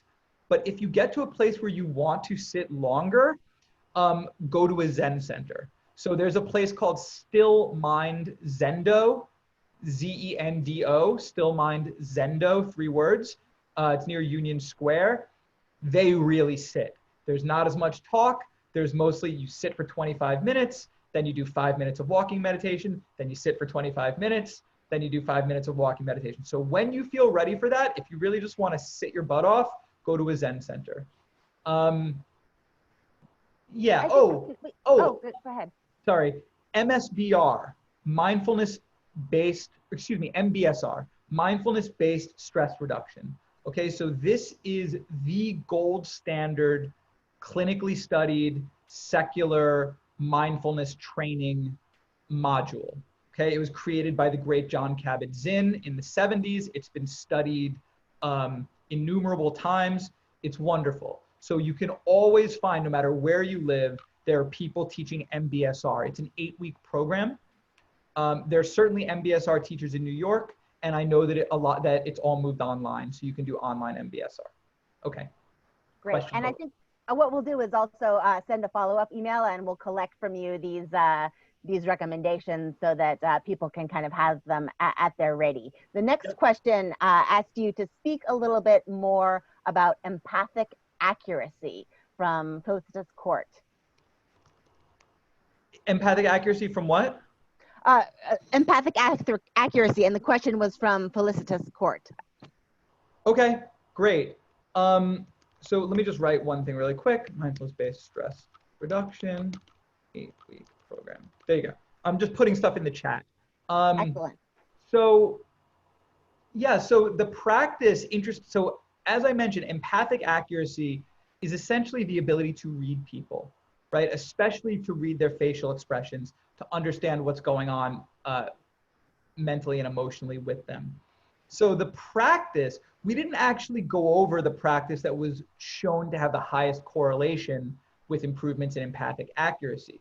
Now that practice is called metta, M-E-T-T-A, sometimes called in English loving kindness meditation. I find the word loving kindness a little corny, but that's how it's often translated. Another good translation for the word metta would be goodwill. So metta practice is a practice of cultivating our capacity for positive interpersonal emotions, friendliness, warmth, goodwill, patience toward other people. And it is a systematic meditation practice that has been actually shown to cultivate the experience of those positive emotions, so that if you do metta practice over time, you become more prone to emotions like warmth, friendliness, goodwill, less prone to responding with emotions like anger, frustration, impatience, and so on. And there is research showing that metta practice is really good for you. It improves the experience, it increases the experience of positive emotions, it decreases symptoms of depression, and notably, it was shown to increase overall well-being even when confronted with the distress of others. Obviously very useful for us in our line of work.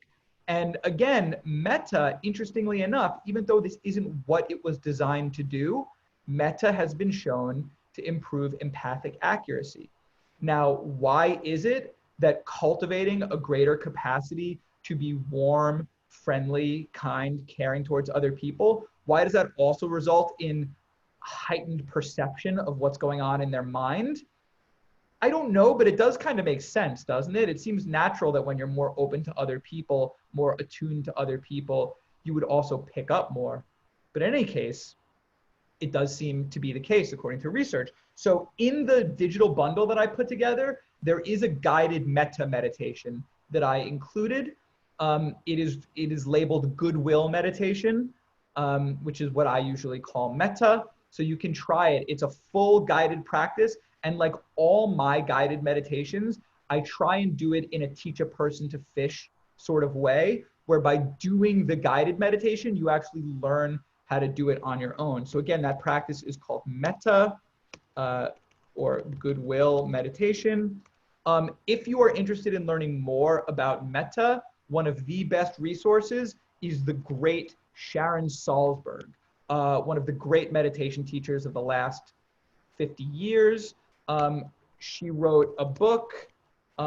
It's called Loving Kindness, and it is all about metta. She is sort of the leading exponent and expert on metta practice in the English-speaking world right now.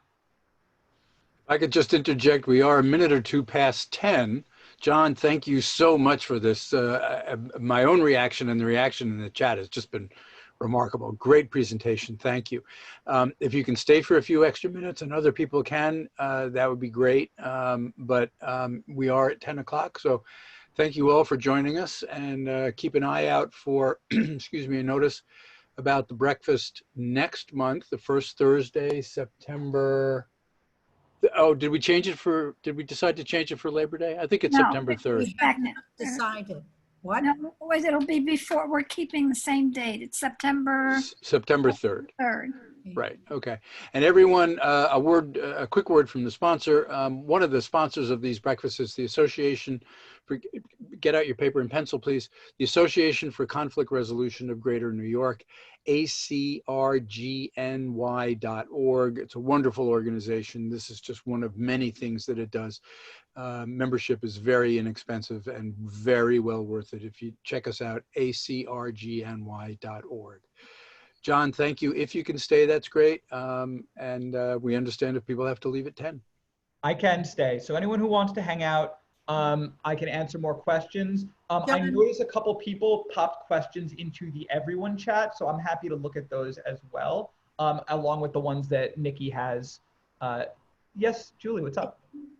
I tried that text number and got rejected. So am I doing something wrong? Do we need to send you a message or? No, so you just, so I don't know, did you include quotation marks? That's a mistake people sometimes make. No, I did not. I put in 66866 or whatever the number was. Yeah, so the phone number is 66866. The word you text is simply the word mindful, M-I-N-D-F-U-L. That's what I didn't have. Okay. Okay, so if you do that, if you just text the word mindful to the number 66866, it should work. Internationally, I found it doesn't work. I think that when people in the UK try and do it, they usually end up getting a message back from a psychic hotline, which is, I suppose, tangentially at best relevant to what we're doing here. Okay, so I want to just note really quickly, someone wrote, I find I resist meditating. Yes, yes, yes. Very, very common.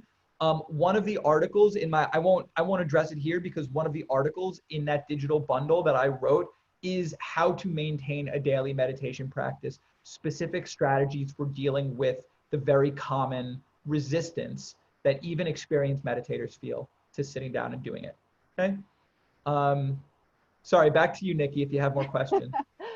There are a bunch more, and I'm not sure how long people can stay. Sure, until you feel like cutting me off, or I might have to cut us off at a certain point, but not imminently. So one of the very relevant questions, I think, was asking you to speak a little bit about the impact of technology and mindfulness, especially during this COVID time when we're all relegated to Zoom and phone and mediated interface. yeah, it's a tough one. It's a really tough one. The phone is essentially designed to hijack our attention, you know, which is the antithesis of mindfulness, which is having some sort of control over where our attention is. There was a quote from Sean Parker, the founding president of Facebook. The guy, you might know him as the guy, if you saw the movie The Social Network, he was the guy that Justin Timberlake played. And he said, quote, "The thought process that went into building these applications, Facebook being the first of them, was all about how do we consume as much of your time and conscious attention as possible," end quote. So that's very sinister, right? And that's the reality. These things were designed essentially using behavioral psychology techniques, very similar principles to what they use in Las Vegas casinos, to feed you little bits of dopamine at exactly the right moment to keep you invested and engaged and essentially addicted. So it's really, really tough. Being mindful on your devices is almost a discipline to itself. In fact, I have a workshop that I do with my clients called Defeating Digital Distractions that is specifically about mindful technology use. But without the time to go into that, I'll say maybe two quick things.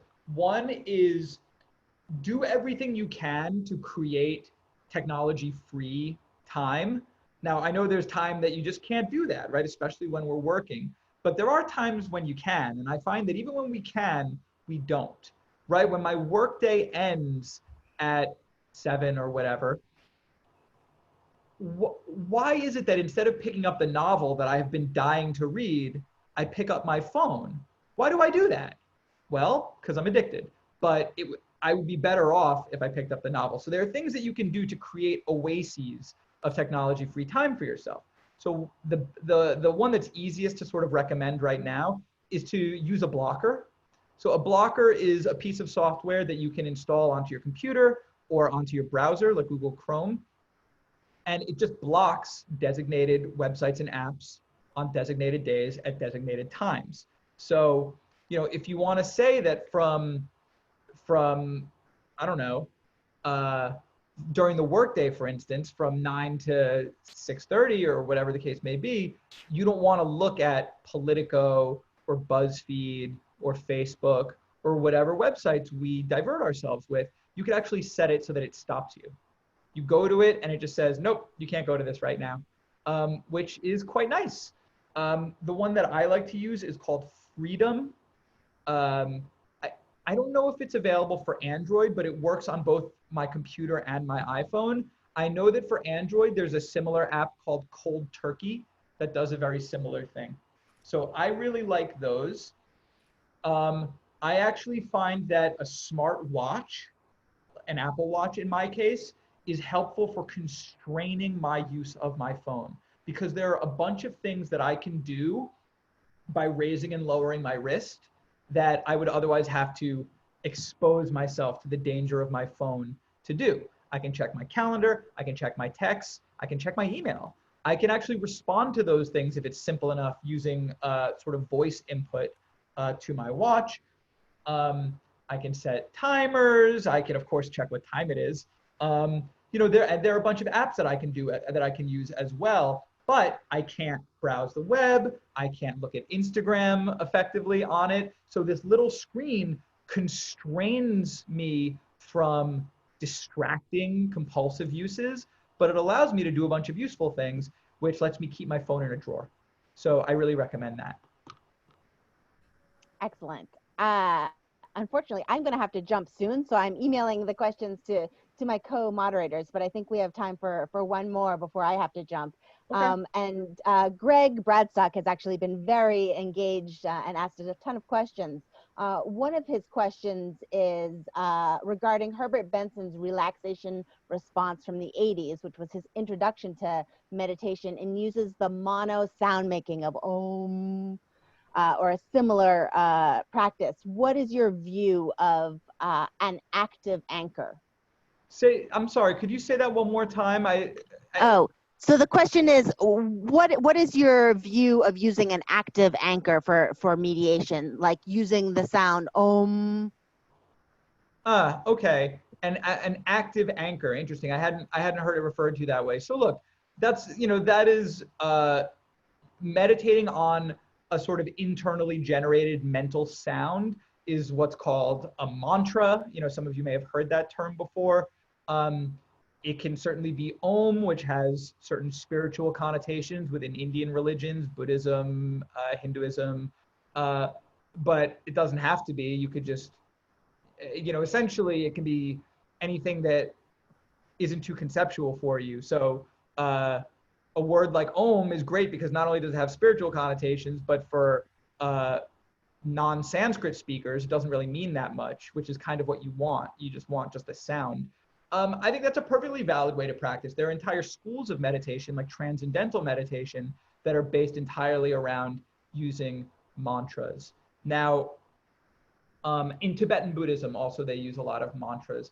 I'm not a big mantra user myself. I don't have that much to say about it, except that certain people find it very helpful. And I couldn't train you in how skillfully to do it, but there are people who can. So in New York, if you're interested in that, there's certainly TM, Transcendental Meditation. There's also a sort of trendy practice now called Vedic meditation, VEDIC, which is essentially TM with the serial numbers filed off. I think a TM teacher sort of split off from the organization and continued to teach it basically exactly as it was, but he couldn't call it TM, I think. So it's called Vedic, VEDIC meditation. For some reason, it's become very hot in New York. I think it might just be because the guy who started it is good at marketing. I don't know, but it is, an effective TM style mantra meditation. So you could certainly find a Vedic meditation teacher in New York. They are proliferating rapidly. So you'll certainly have access to that. Excellent. Nikki, we got your text. If you have to run, we can pick up from here. I apologize to everybody, but I have a phone call to hop on to, and I've sent the questions that you've sent to me to my co-moderators here, so they should be able to pick up the mic in my place. And thank you everybody for joining, and thank you to John. And again, we will follow up with as much a robust list of the recommendations here as possible. Thank you, and I hope to see you next month. And please do consider joining ACR-GNY. There's my plug, and I'm out. Thanks, Thank Nikki. you. Bye. So I can hang for a few more minutes and answer a couple more questions. Okay, I have them. Maria or Julie or Matthew, I think you're on too. Does anyone else want to read them? Oh, go ahead. Okay, there seem to be a few from Greg Bradstock. And there may be comments and questions. I have tinnitus, and I use that as my anchor. Herbert Benson's relaxation response from the 80s was my intro to mediation and uses the mono sound making of Om. I think this is the one that we just covered. Yeah. Oh, yeah. Okay. From... There's one at the end here, Chuck. John, do you have any suggestions for mediation for grief and continuing grief? And that's from Lavinia Hall.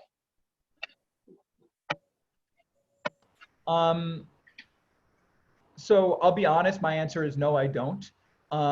Because now I think that meditation and mindfulness practice can be incredibly useful for grief, but I think that that's a very specific context. And I just want to admit up front, I don't have a ton of experience in using mindfulness to deal with grieving, except perhaps in my own, life. but I don't feel that I have unique insights to give there. The same way that if someone asked me how to deal with, how to use mindfulness to deal with trauma or secondary trauma, I also want to be careful there. I think there's a specific skill set, which maybe I'll take the time to learn, for how to teach mindfulness in the context of trauma. Similarly, I think how to use mindfulness in the context of grief is something that I don't feel qualified right now to speak on. I think that, I guess what I could say generally is that the way that we deal with strong emotions in the mindfulness context is we don't fight them, as we've talked about, right? We don't resist them, which tends to cause unnecessary suffering and multiply suffering, right? There's a great saying from the meditation teacher Shinzen Young. He likes to say, suffering equals pain times resistance. So to the extent that we resist, we multiply our own suffering. And so generally speaking, what we do is, in the context of meditation, in the context of mindfulness, we notice our emotions. We might note our emotions using that noting technique, and we just allow them to be there, even when they're painful. We might even note their painful nature, but we are sort of flowing with them instead of fighting them in a way that causes us additional pain. So one of my former teachers likes to say, let it come, let it be, let it go. That's sort of the attitude he has toward emotions. You let them live out their life cycle, right? Without fighting them, without being afraid of them. And so with painful emotions, you still try to let it come, let it be, let it go. But if an emotion is very painful, if you feel overwhelmed, if you feel like you can't handle it, my untutored advice, or my semi-tutored advice, is to not continue meditating, but to take a break. The point isn't to torment yourself or to be a hero. Cut yourself a break, go watch some Netflix, go eat some ice cream, do something nice for yourself, and come back later. And if you're dealing with really intense emotions that are coming up a lot, or old traumas or things like that, then I absolutely think, and I think extreme grief could fit within this framework as well, then you should see a mental health professional and then meditate only in the context of a continued relationship with a mental health professional. So I just want to be clear about that. This stuff is serious. Meditation kicks up serious stuff. And if you're dealing with really serious stuff, trauma, intense grief, meditation is often sold and packaged as this sort of fuzzy wuzzy, always pleasant thing. And it's not. Sometimes it's going to be uncomfortable. Sometimes it's going to bring up emotional challenges. Now that can be healing, that can be healthy, but it's not easy. So if it gets too intense, just take a break, I would say, and then maybe revisit it in the context of work with a therapist. So that's sort of what I want to say on that topic. I think it's important to know our limits of what we can and can't teach. So there's a woman named Leslie Booker, for instance, who is a phenomenal teacher of trauma-informed mindfulness. That is her area of expertise. She works with youth who are incarcerated, detained, or otherwise system involved, teaching mindfulness practices. And so there's a skill set there. Yeah.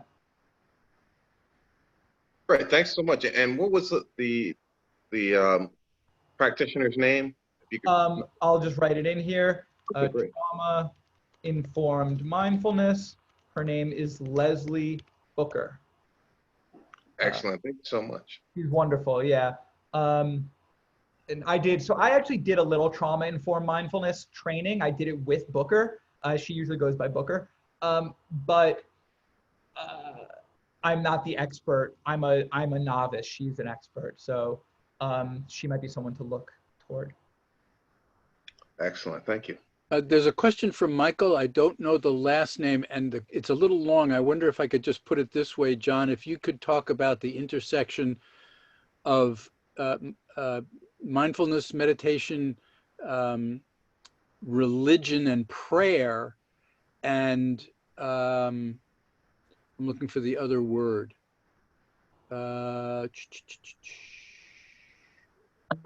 Contemplation. Yeah, okay. So mindfulness and meditation there's no denying that they emerged from spiritual, or you could say religious traditions. Now, I think that there is, specifically, they emerged from early Indian Buddhism.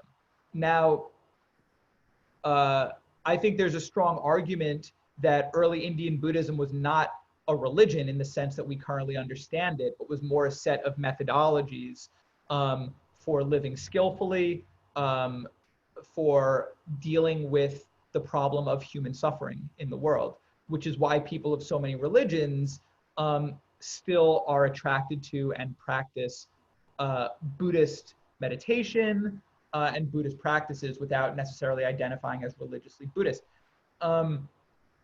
You can meditate without being religious.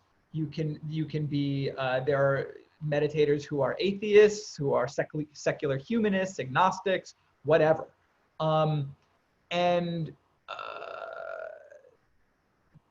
So many of the forms of teaching meditation and mindfulness, including what I usually do, is non-religious right now, because these practices should be available for anyone. These are ways of working skillfully with your mind, with your thoughts, with your emotions. But they do emerge out of spiritual traditions, and they form an important part of many spiritual traditions. There are meditative practices in essentially every religious tradition I'm aware of that's more than 100 years old. You know, so Judaism, Christianity, Islam, Jainism, Buddhism and Hinduism, of course. These all have meditative traditions. They can just be harder to find than in, for instance, Buddhism, where they're sort of front and center. But in Christianity, there are practices, what you might call contemplative practices, meditative approaches to Christianity that have been going on since the Desert Fathers. You know, there are great historical Christian meditators, who are usually called Christian mystics. Saint Teresa of Avila, Saint John of the Cross, Meister Eckhart. So those people were meditators. In a more contemporary setting, there's the great Thomas Merton, who had an ongoing, a Trappist friar, who had an ongoing dialogue with Zen Buddhist masters and studied Zen deeply himself. And then there's also Father Thomas Keating, also I think a Trappist friar, who teaches a practice called centering prayer, which is essentially a form of Christian meditation. So you might look into that. Prayer and meditation are not necessarily the same.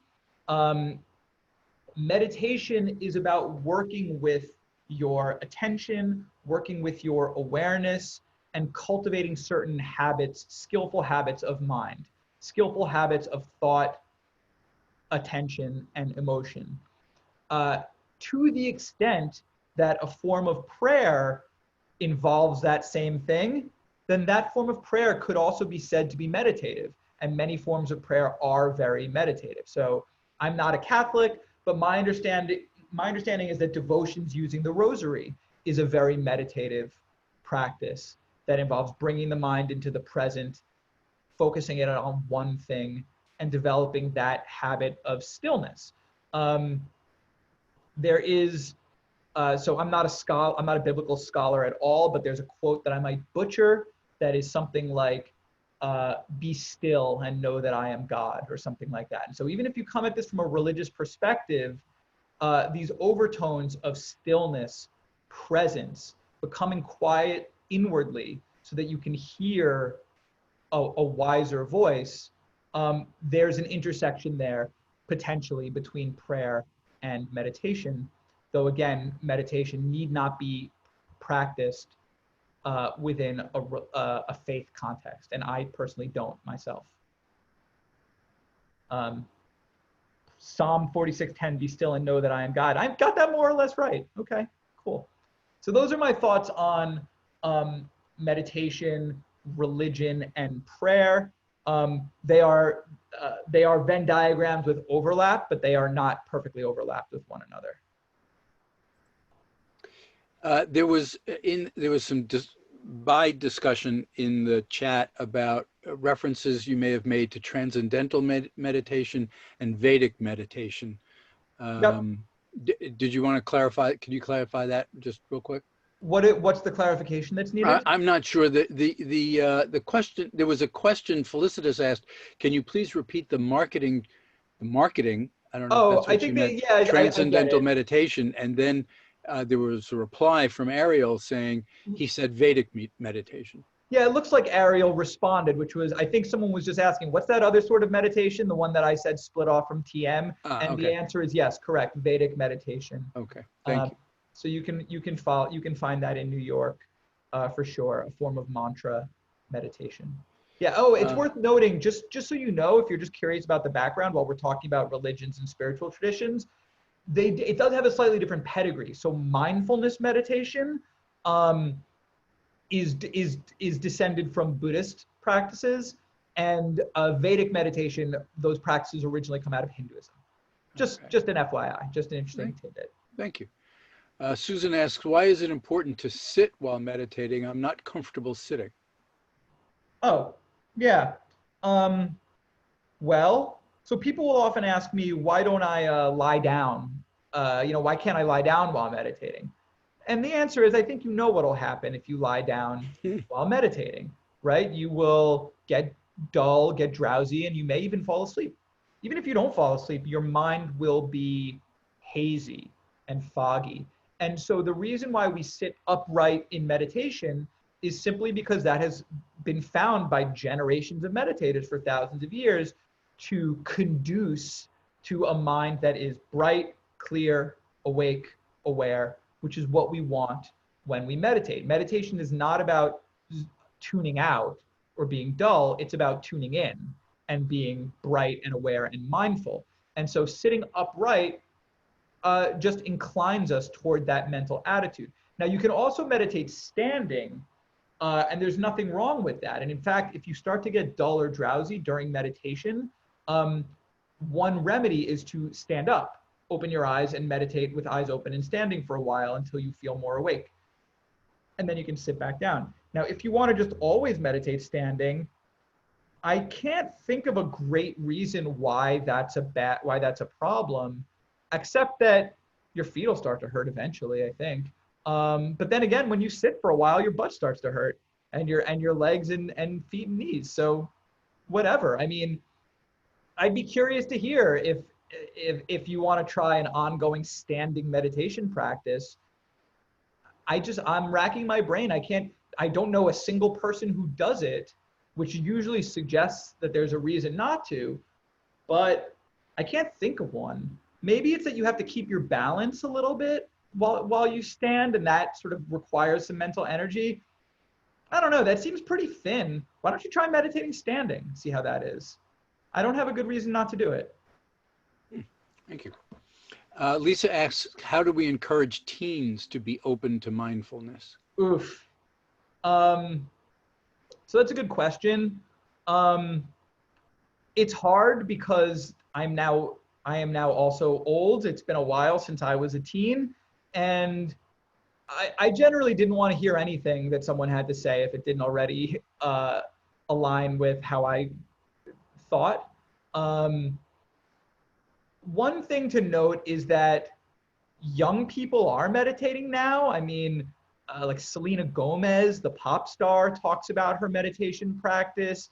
Emma Watson's a big meditator. So one thing that you could do, though I do wonder that I worry that this might smack of pandering, is you could just, with some quick Googling, you could find all like the cool young celebrities who meditate. There are a ton now. And I do wonder that if you, if you go to your kids and you say, Justin Bieber meditates, then there is like a little bit of a pandery vibe. I'm not sure. I'm honestly not sure. I haven't really tried. Generally speaking, the people who work with me want to learn. My experience with this is if you want to get a teen to consider mindfulness practices, tell them not to. Yeah, tell them don't do it. Exactly. Okay. Yeah, but I don't know. What I will give, I'm sorry I can't be more helpful there, but what I will give is my general advice for getting people to meditate.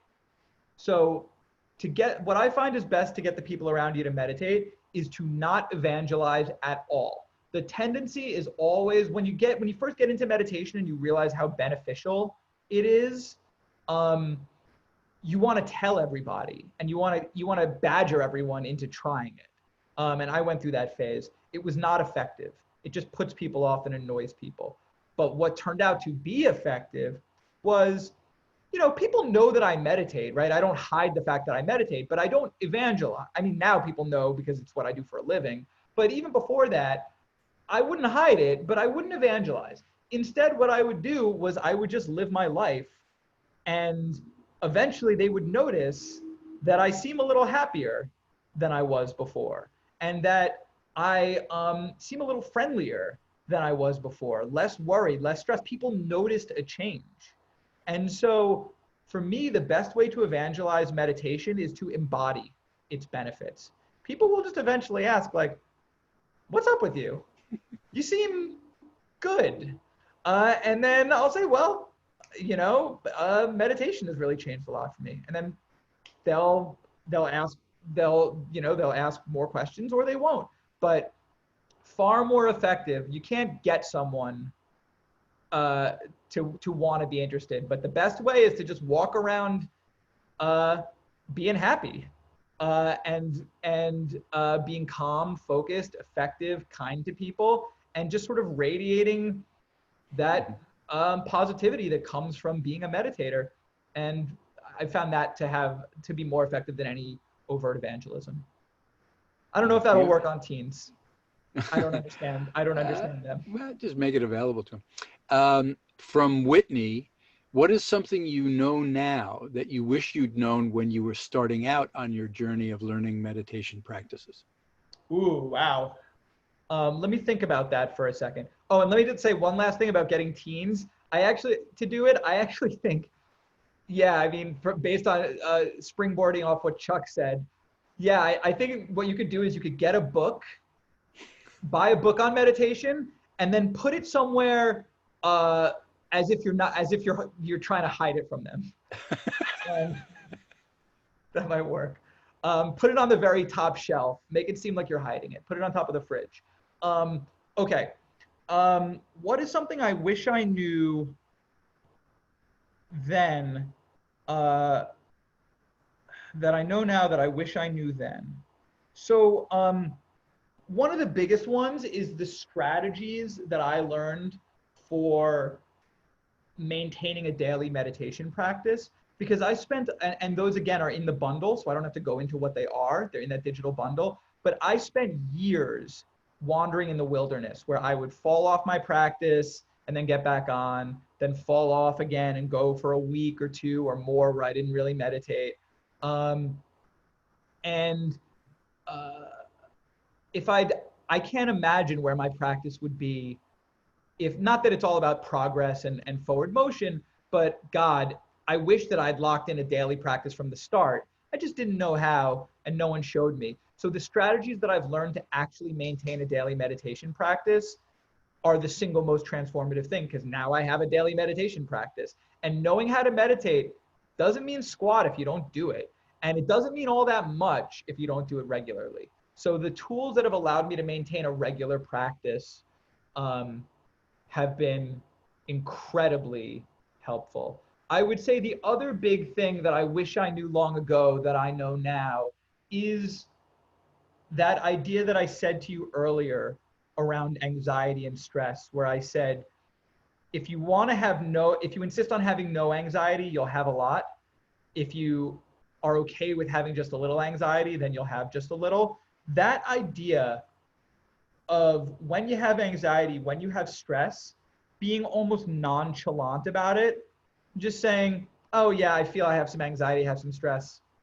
I'm gonna go make myself a bowl of cereal, whatever, and not getting into it, being nonchalant about it has been so transformative for me, because I am prone to anxiety. And even after I learned to meditate, I spent many years mistakenly trying to meditate away my anxiety, trying to use meditation to make myself calm, peaceful, just let the anxiety go, let it go, in the hope that it would go away.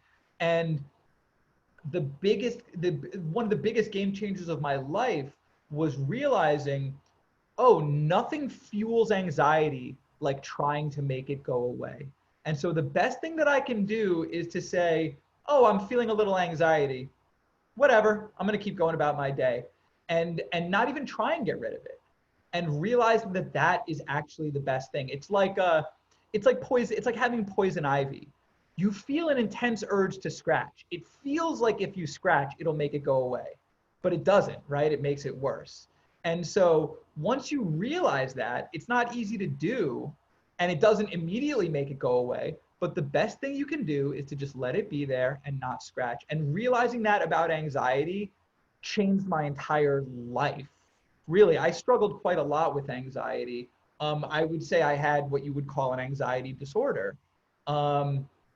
And even my meditation, I was accidentally, all the power of the mind that I built up through meditation, including a 7-month silent meditation retreat. You know, I came back from that a somewhat expert meditator with a lot of ability. And then I put that all in service of trying to avoid my anxiety. All that mental strength toward doing exactly the wrong thing. Very bad. And so realizing that, no, just let it be there. Be nonchalant about it. Don't try and make it go away. And that will not fuel it.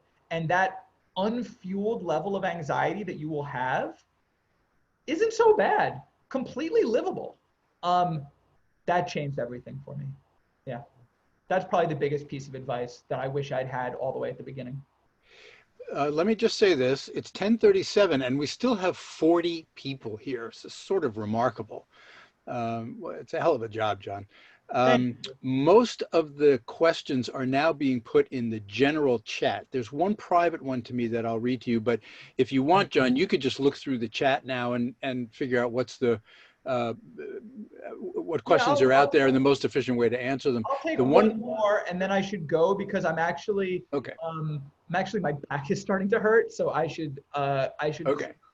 All I'm doing is meditating, so sitting, and I actually have a slightly bad back already, so I probably need to stand up and shake it around at some point. But all right, so this will be the last one. It was from Ariel, and it was not in the general. You mentioned that you would say more about how you got into meditation, and she would be interested to hear. Oh, yeah, sure. I'm happy to talk about how I got into meditation. So, I mean, my primary motivation was twofold. The main one was what I said, which was I was in law school, I was stressed, I was having trouble keeping my head above water. I was at a very competitive law school. I was surrounded by people who scared me in their diligence, their focus, their intelligence. And something I didn't mention, but I'm happy to mention, is that I have ADHD, pretty severe ADHD. So I was very overwhelmed at Harvard. These people around me seemed like machines, so focused, beautiful, perfect notes with all their little tabs in their binders. And that stressed the hell out of me. And so I looked to meditation because I'd heard that it can help you focus, can help calm you down. And I wanted to be less stressed and I wanted to do better. So very mercenary reasons. And then also probably just the general spiritual malaise of the very privileged, you know, of someone who doesn't really have actual problems. So I get to think about things like, isn't there more to this? Is this all there is? You know, this sort of general spiritual malaise of a 22-year-old white cis het male law student. So anyway, the way I got into it was I bought a book. I actually bought a book called Buddhism for Beginners that I then proceeded to not read. And I left it on my shelf for a year. And then when I went down to Buenos Aires for my 1L summer, I went down on a fellowship to do some work down in Buenos Aires. I brought that book down in the probably vain hope that I would read it. Now my landlady saw that book on my shelf, the woman I was renting my apartment from down there. And she said, oh, are you Buddhist? Do you meditate? And I said, well, no, but you know, I've been vaguely interested. And she said, great, you should come with me tonight. And it turned out that she was a part of a meditation group, a Buddhist group actually, that was having a meeting that night downtown. So she, bundled me into her car and took me downtown, and I went to my first meditation lesson. And I got very, very lucky because the teacher of this group was this incredible teacher. So he was an Argentinian guy. He went to India and Nepal when he was 25. He didn't come back till he was 45. Speaks fluent Tibetan, actually, authorized by all the Tibetans to teach. He was the Dalai Lama's Latin American translator. So when the Dalai Lama would come teach in South America, he would be his Tibetan to Spanish translator. So incredible teacher, my first teacher, great good fortune. And so this was my first lesson. My landlady introduced me to him afterwards. He was very kind. And he took me out to dinner with him and his family, and I studied with him the rest of that summer. So I got to have this sort of personal one-on-one relationship with this fantastic teacher. I got back to the States for my 2L year, and he advised me that if I had the opportunity to study with one of his teachers, who was a Lama from Tibet, that I should take that opportunity. And it turned out that that teacher had a retreat that coincided perfectly with my spring break. So all of my friends went to Cancun. I went to England and did this retreat. This was my first silent retreat. And after that, it was just very clear that this was the thing for me. That silent retreat was so transformative. The way that the experiences I had, I just knew that I wanted to devote a large portion of my life to these practices. So that was maybe not all that interesting a story, but that is how I got into meditation and mindfulness. Yeah. Thank you. John, I think we have to let you go back to being silent. Yeah, it's going to be an interesting transition. I just talked a lot. But listen, thank you so much, Maria. Thank you, Chuck. This was a pleasure. The questions were great. It's a really nice group. So I enjoyed this a lot. Thank you. Thank you so much, everybody. Thank you so much for joining us. Come back again September 3rd. Yes. Thank you so much, John. We were beyond pleased and grateful that you were with us this morning. Thank you for having me.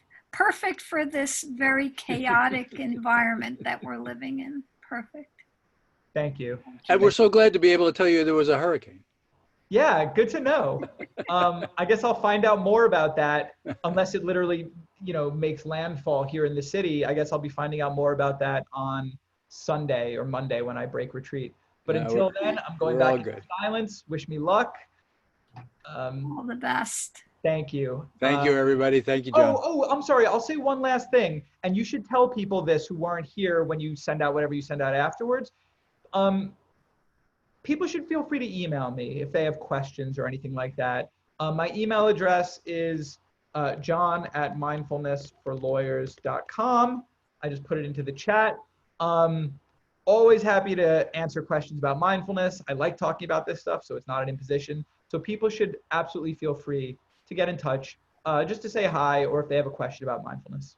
All right. Perfect. Everyone. Thank you so much. Thanks so much, everybody. Thanks, John. Bye. Bye. Bye-bye.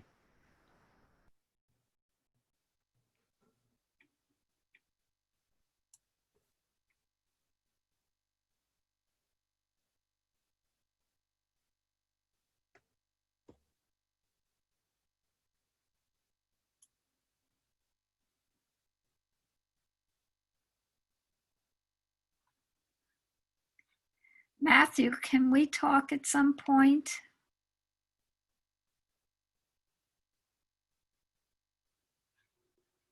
Well, I can't hear. Hi, Maria. Yeah, hold on. Let me turn this recording. Is the recording?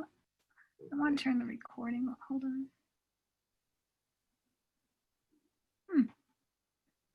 It's interesting. I can't turn the recording off. I just wanted to say, can we talk later? Yeah. I just sent you a text. Okay. You want to talk this afternoon? 'Sure.